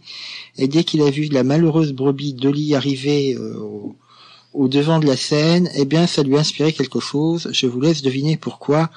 Un mouton peut inspirer un gourou comme Raël. C'est pas compliqué à comprendre. Donc, il va faire de la pub, il va en faire un terme de diffusion de son message. Et alors, le grand génie de Brigitte Boisselier, c'est d'avoir une attachée de presse et d'avoir intoxiqué les médias à un point qu'on imagine mal. faut savoir que le premier but qui fut réussi, c'est de faire auditionner notre ami Claude Vorillon devant le Congrès américain. D'accord ? Et alors on l'a vu faire un beau discours dans un anglais assez approximatif. Si je parlais comme lui, je pense que je l'imiterais assez bien parce que le mien n'est pas excellent, mais c'était assez extraordinaire. Alors pourquoi ce type s'est retrouvé devant le Congrès américain ? Moi, mon hypothèse personnelle, c'était que l'administration américaine voulait flinguer le clonage, toute forme de recherche sur le clonage, déjà à cette époque-là, et qu'on inventait tous les clowns. Et qu'est-ce qu'on pouvait faire de mieux comme un clown que un type qui prétend qu'il a rencontré les petits hommes verts et que même on obtient le clonage par les vies éternelles, le tout avec en guest star le docteur Brigitte Boisselier, plus les autres hallucinés du clonage que sont Panos Zavos et Antinori. Hein. Alors toute l'histoire de la naissance du premier clone, c'est une course au communiqué de presse. Brigitte Boisselier, en fait, a toujours fait des effets d'annonce sur les effets de ses petits camarades. Je reviens quand même brièvement sur le fameux labo. Hein. Le fameux labo, on sait qu'il y a un couple qui s'appelle les Hunt, l'un est avocat et homme politique en Virginie, qui avait financé le premier laboratoire en fondant une société dont le type était manifestement propriétaire. Et il avait simplement demandé à madame Brigitte Boisselier de tester si on pouvait faire un clone à partir de l'ADN d'un enfant qui était mort. Hein. Tester la possibilité, pas de le faire. De préserver son ADN voilà. Au cas où. Oui. Est-ce que l'ADN était utilisable pour faire un clone ? C'est tout ce que lui avait demandé Hunt. Et à la même époque, il la voyait sur CNN disant dans 6 mois on fait le clone, etc. Et cet avocat, Mark Hunt, s'était engagé auprès de la Food and Drug Administration à ne pas aller contre la loi. Donc au bout d'un moment, la Food and Drug Administration a commencé à s'inquiéter, d'accord ? On a retrouvé la trace du laboratoire, elle a perquisitionné, qu'est-ce qu'ils ont trouvé ? Ils ont trouvé une salle de classe miteuse qui avait été aménagée dans un laboratoire de fortune. On l'a vu en télé, voilà. On a vu les images. Pas stérile. Et selon les témoignages du coin, du gérant, c'est le gérant qui avait reconnu Brigitte Boisselier et qui avait donc alerté les autorités américaines. Elle était quasiment jamais là. Elle passait trop de temps à la télévision. Et avec un malheureux raélien, dont je tairai l'identité par charité, parce qu'il fait des études scientifiques aux États-Unis, qui allait à l'abattoir du coin, qui prenait des ovaires de vache, qui extrayait les ovules des ovaires de vache, et puis qui s'évertuait à essayer de dénucléer le tout. Enfin, je veux dire, c'est du grand guignol, quoi. La Food and Drug Administration, à l'époque, conclut, madame Brigitte Boisselier est tout à fait incapable, enfin, ils sont tout à fait incapables de faire quoi que ce soit en matière de clonage. Simplement, cette histoire-là, on ne l'a pris que tardivement en Europe. Moi, je peux vous le dire parce que j'ai toujours suivi l'actualité en temps réel sur l'histoire du clonage. Mais alors que on savait que son laboratoire avait été fermé par son propriétaire réel, Mark Hunt, qu'on avait eu ras-le-bol, elle continué à faire croire à l'existence de son laboratoire, y compris auprès des adeptes.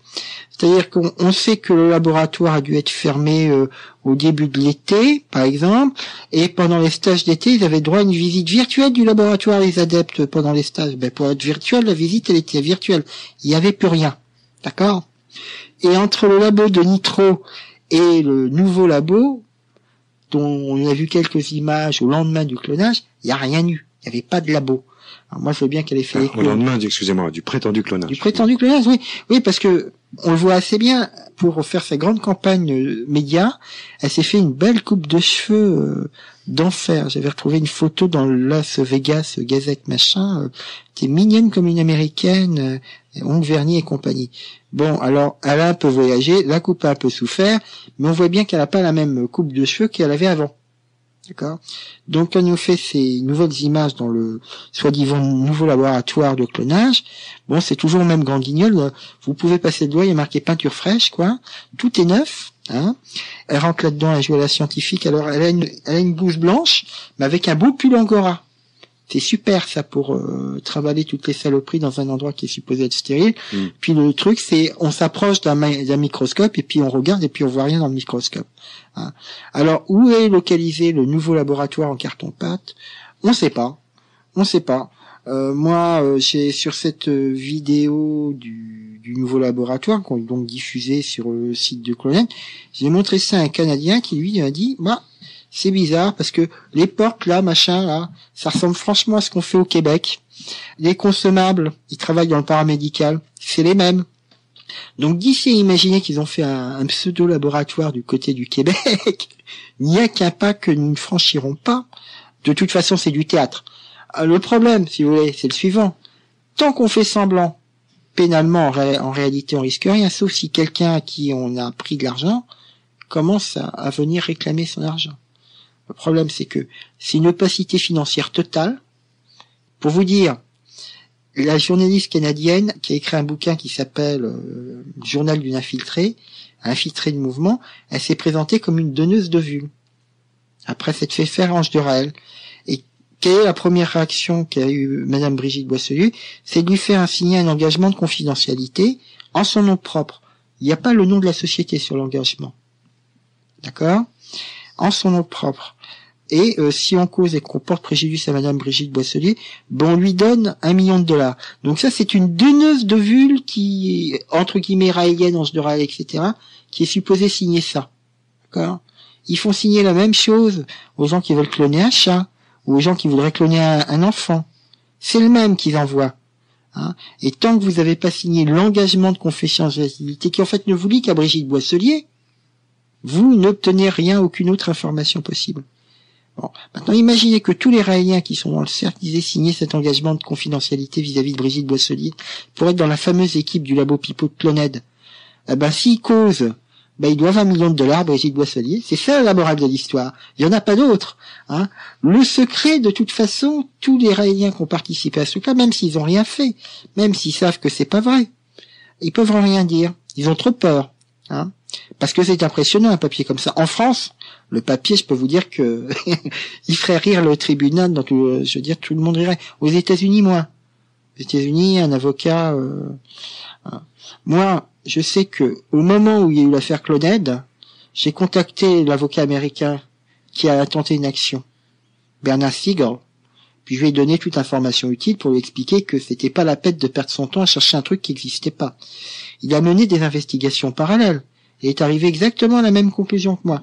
Il n'y avait pas de clone. Et pourquoi il n'y avait pas de clone? En 2003, vous écoutez la conférence de presse et vous l'écoutez avec attention, elle raconte n'importe quoi. Le problème, c'est que toujours, comme quand on est dans les médias, il y a eu que l'effet d'annonce qui a été repris, mais c'est à croire que personne n'a jamais écouté ce qui est raconté en détail. Alors, il faut préciser, on a cité quelques-unes des sources, des auteurs dont Vorilon s'est inspiré. Ajoutons Huxley, Aldous Huxley, et signaler que Le Meilleur des Mondes, autrement dit l'exposé romancé visionnaire du clonage industriel, a été publié en 1932. Donc là aussi une source d'inspiration grâce à ce best-seller, non pas d'un prophète mais d'un vrai visionnaire de l'histoire contemporaine. Aldous Huxley, le célèbre Meilleur des Mondes. Bien, de là, du clonage, ça nous amène à la défense et illustration des OGM, et là encore, Raël aborde un sujet qu'il ne maîtrise pas du tout, mais il en devient particulièrement dangereux, à prôner, à préconiser la consommation d'aliments génétiquement manipulés, et là il joue un rôle tout à fait nuisible. Vous savez, c'est pas compliqué, hein. Les Raéliens lui disent ma religion c'est la science, tout ce qui est scientifique est par définition bon. Hein. Le paradoxe, c'est que ils ont des raisonnements qui sont ascientifiques ou antiscientifiques. Bon. Alors les OGM, c'est simplement parce que c'est le progrès. Et le progrès, c'est supposé être bon par définition, par pétition de principe. Hein. Mais surtout, c'est que il parle des OGM sans avoir, à mon avis, la compétence scientifique pour en parler, encore que Boisselier, avec son doctorat de chimie, pourrait prétendre que, mais quand on voit ses compétences en matière de clonage, c'est pas la peine de s'étendre sur la question. Mais c'est surtout, par exemple, il préconise les OGM pour résoudre la faim en Afrique. Mais enfin, de qui se moque-t-on? Problème de la faim en Afrique, c'est pas les aliments génétiquement modifiés. Ils se rendent même pas compte que là où sont introduits les aliments génétiquement modifiés, comme au Canada, il y a des agriculteurs canadiens qui ont vu leur champ détruit parce que Monsanto les soupçonnait d'avoir utilisé de façon frauduleuse leurs semences brevetées. Je vois pas en quoi on améliorerait le sort des Africains de leur agriculture, qui est déjà dans un piteux état, parce qu'elle est, entre autres choses, uniquement axée sur la production de matières premières qui sont achetées à vil prix par des pays industrialisés, en leur refilant en plus des produits qui devraient payer des yeux de la tête et qui pourraient utiliser qu'une fois. D'accord, hein? C'est pas ça le problème de. Alors les argumentaires de Raël, c'est merveilleux, vous comprenez. Bientôt, on aura. Alors là, je bronne, mais il a écrit un texte dans ce genre-là. Une fraise de la taille d'une pastèque avec le goût d'une framboise. C'est d'une utilité fondamentale d'avoir ce genre de choses, vous comprenez. Donc c'est parce que c'est neuf, etc. Il se fout des conséquences. Hein. Je crois que c'est un des problèmes de Vorillon et qui explique un certain nombre de problèmes au niveau du mouvement, à mon sens. Hein. Il n'y a pas que lui, mais c'est quand vous êtes dans une mentalité après moi le déluge, peu importe les conséquences. Hein. Oui, il déborde le cadre de ses compétences, c'est tout à fait évident, je crois que tout le monde l'aura compris. On va faire une pause musicale pendant laquelle notre correspondant et votre collègue en quelque sorte web éditeur, Boris, va pouvoir nous appeler depuis la Suisse où il se trouve actuellement. Ici et maintenant, 95.2. Zelohim, vous l'avez dit avec un Z, www.zelohim.org. Ouais. Ouais. Ouais, correct. C'est correct. Et alors, sur mon site, vous avez une page de lien qui pointerait sur quasiment l'ensemble des sites qui s'occupent de critiques ou d'informations sur le mouvement raélien. Vous avez l'excellent site de mon ami suisse Boris Reiser, Aider. Vous avez le site tout à fait formidable, alors qu'il lui a accompli un travail formidable, je le répète, qui est raelfree.fr. Alors là, il n'y a pas de 3W. Quand c'est du free, si on met les 3W, ça risque de ne pas passer. Alors, donc c'est HTTP directement rael.free.fr. Excellent en effet. Oui. Et pour ce qui est de aider que vous venez de mentionner, avec Xavier Martin Dupont, c'est a.i.d.e.r. Oui. L'adresse est à chercher avec ces mots, ainsi que je viens de les donner, sur un moteur de recherche pour tomber sur le site. Parce que le site lui-même, c'est mypage.com/ quelque chose. C'est un petit peu plus complexe à trouver, mais ce n'est pas grave. Boris Reiser est en ligne. Bonjour. Bonsoir à tous. Bonsoir à Xavier. Oui, on vient de parler d'un certain site internet AIDER. Oui, c'est un site qui possède d'ailleurs un raccourci, simplement en tapant www.escape.to en anglais, escape2/xrael. Je répète donc, parce que c'est quand même un petit peu compliqué, les w.escape, .to/xrael, EXRAEL. Et puis on est redirigé. Voilà, et si on n'a pas bien compris, on va sur le site zelohim.org et ça figure en bonne place dans les liens.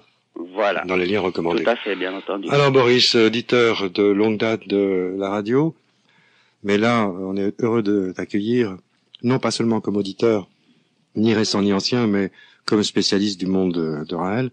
Et j'imagine que tu as suivi l'émission depuis le début. Qu'est-ce que tu aimerais dire à Xavier pour sa prestation?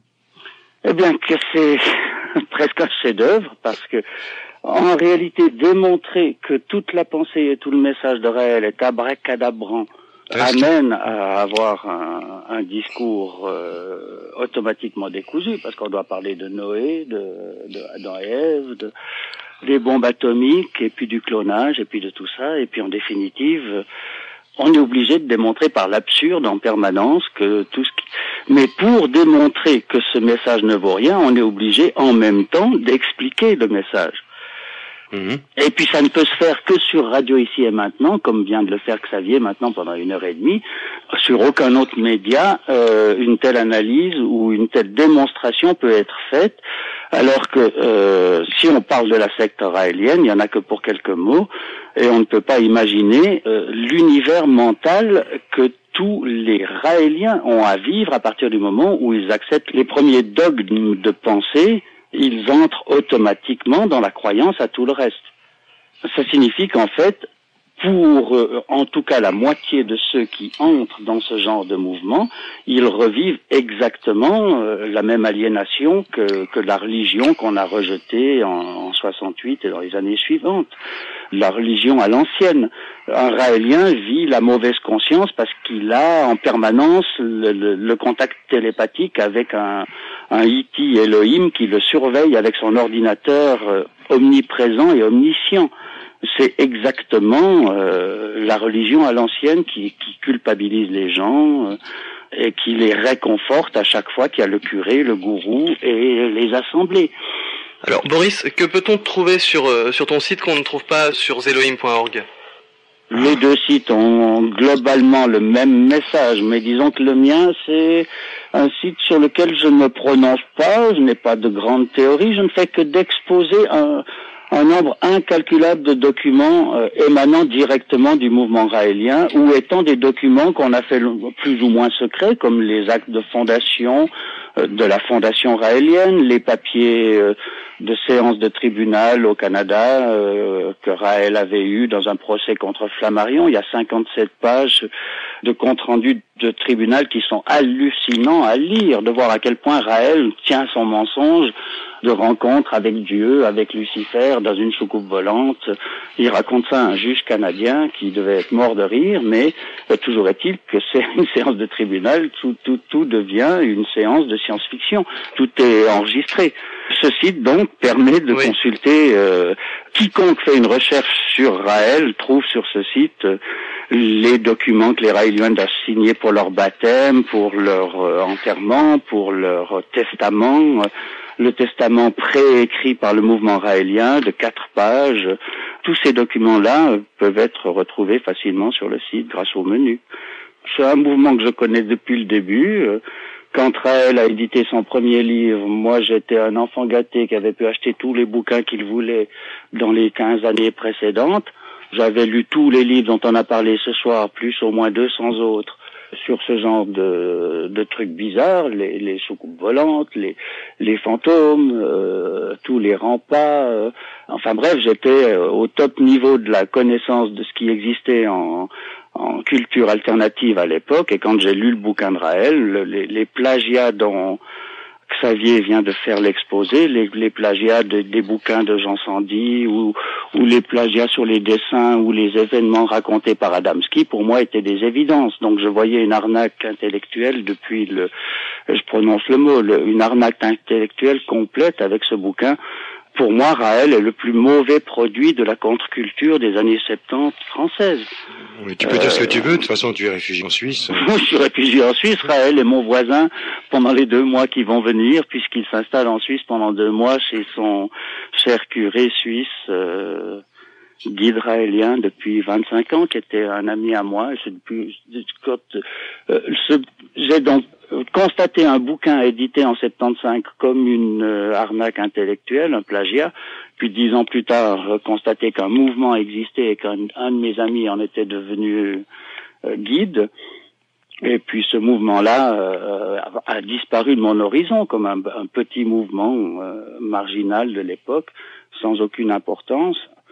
Et puis 10-15 ans plus tard, je vois que c'est un mouvement qui se prétend religion à partir du Canada. Mais quand le mouvement décide tout d'un coup de changer le monde en fabriquant des bébés à partir d'une Brigitte Boisselier d'opérette, j'ai décidé de faire ce site. Et puis on a créé une amicale d'anciens raéliens. Mon site présente aussi un certain nombre de témoignages d'anciens raéliens qui expliquent ce qu'ils ont vécu et comment ils ont réussi à décrocher de cette histoire. Le mot décrocher fait une comparaison avec le monde des drogues, mais en fait, tous font allusion fortement à une toxicomanie mentale complète. Ils ne peuvent pas sortir du nuage mental dans lequel ils sont. Et ça, c'est en fait le paradoxe de l'émission de ce soir, parce qu'on est dans une soirée ovni, la vague d'ovni de Ici et Maintenant. Et très souvent, les événements ufologues aboutissent à des événements sectaires. Et puis, on décide qu'à partir de ce moment-là, c'est un événement plus intéressant pour les ufologues. C'est clair que les ufologues ne s'intéressent pas aux événements sectaires, mais il faut quand même se rendre compte qu'à partir d'une théorie, qu'elle soit ufologique ou bien mystico, n'importe quoi, à partir d'une théorie, on crée un mouvement qui va créer une aliénation mentale évidente pour les gens de l'extérieur, évidente pour les ufologues en ce qui concerne Raël. Tous les gens qui suivent Raël sont des gens qui suivent un rêve. Mais par contre, pour les gens qui suivent Raël, ils suivent une réalité, ils rentrent dans une religion et ils se retrouvent à suivre un prophète qu'ils peuvent toucher. Donc c'est un événement qui est grave et qui est aussi proche qu'une toxicomanie. La vague d'OVNI se devait de faire le ménage ou de contribuer à faire le ménage une fois de temps en temps, tout ça parce qu'il y a abus et récupération d'un phénomène fort intéressant, le phénomène OVNI, et c'est ça qui est assez touchant et qui fait qu'on en traite dans le cadre de ce magazine plutôt que tout autre. Donc nous sommes en compagnie de Boris Reiser et de Xavier Martin-Dupont. Je voudrais ajouter quelque chose. Raël, par rapport au phénomène OVNI, j'en avais discuté un peu avec vous avant l'émission. Il faut bien comprendre que c'est arrivé par un concours de circonstances. Si dans les années, si vous aviez pas eu les OVNI, que c'était les monstres marins qui étaient à l'époque à la mode, il aurait fait un truc avec des monstres marins. Pour moi, c'est complètement évident. Ce type a toujours surfé sur l'actualité. Hein.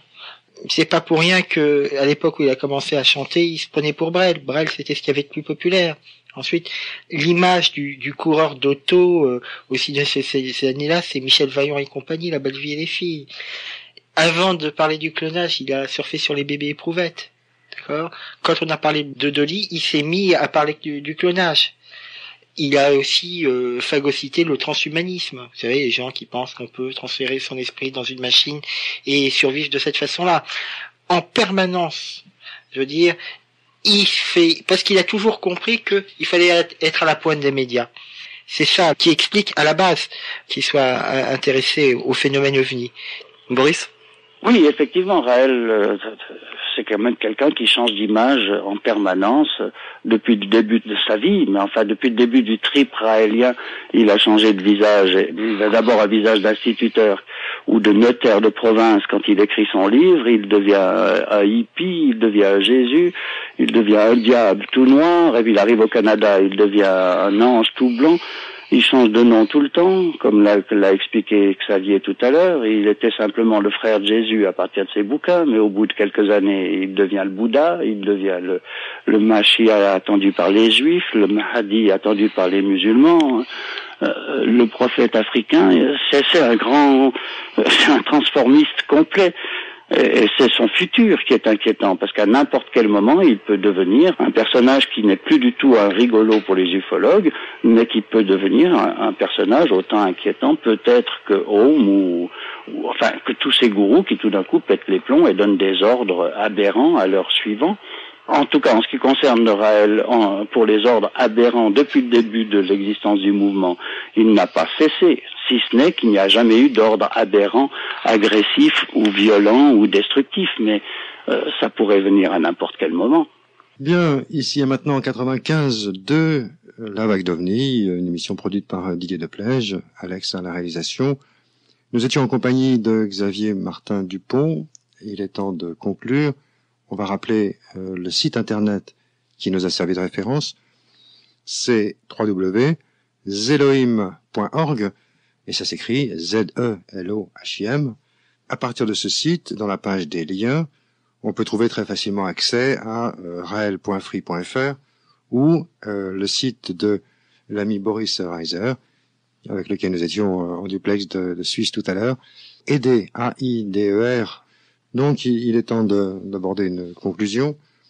Pour ma part, je constate que les assertions de Raël ne sont partagées en certitude que par lui-même, à savoir qu'il a reçu, dit-il, un message d'ordre supérieur. On retrouve ça dans toutes les religions. Et derrière, il y a tout simplement quelques dizaines de milliers d'adeptes, quelquefois 100 millions, voire 1 milliard. Actuellement, sur cette planète, 2 religions revendiquent le milliard. Et si on y regarde bien, elles sont fondées tout pareil sur un message qui a été donné à un individu. Un message malheureusement non écrit, ou alors quand il est écrit, l'écrit se trouve cassé bêtement dans les jours qui suivent. Je parle des tables de la loi. Bref, il faut croire ces gens sur parole. Alors, est-ce qu'il faut les croire? Ou est-ce qu'il vaut mieux chercher à comprendre plutôt que croire?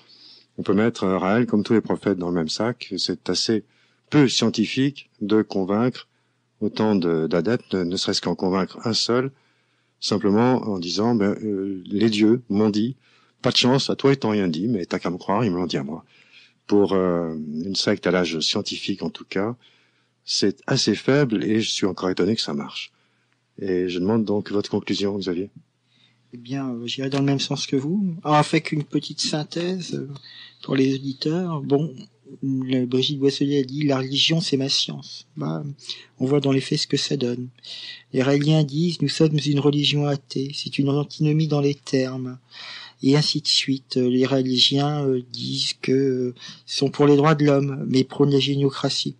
Ce qui fait qu'à chaque fois que les Raéliens se confrontent avec le réel, il y a toujours quelqu'un pour leur dire soit vous n'êtes pas des démocrates, soit vous n'êtes pas des scientifiques, et ainsi de suite. Ils sont enfermés dans un système de contradiction, et tant qu'ils en auront pas pris conscience, je pense qu'il y en a peut-être quelques-uns qui ont écouté mais qui n'ont pas osé téléphoner, ça risque de durer très longtemps, malheureusement pour eux, et pour le plus grand bénéfice de Claude Vorillon, qui en tire toute sa subsistance et toute sa substance et toute leur énergie.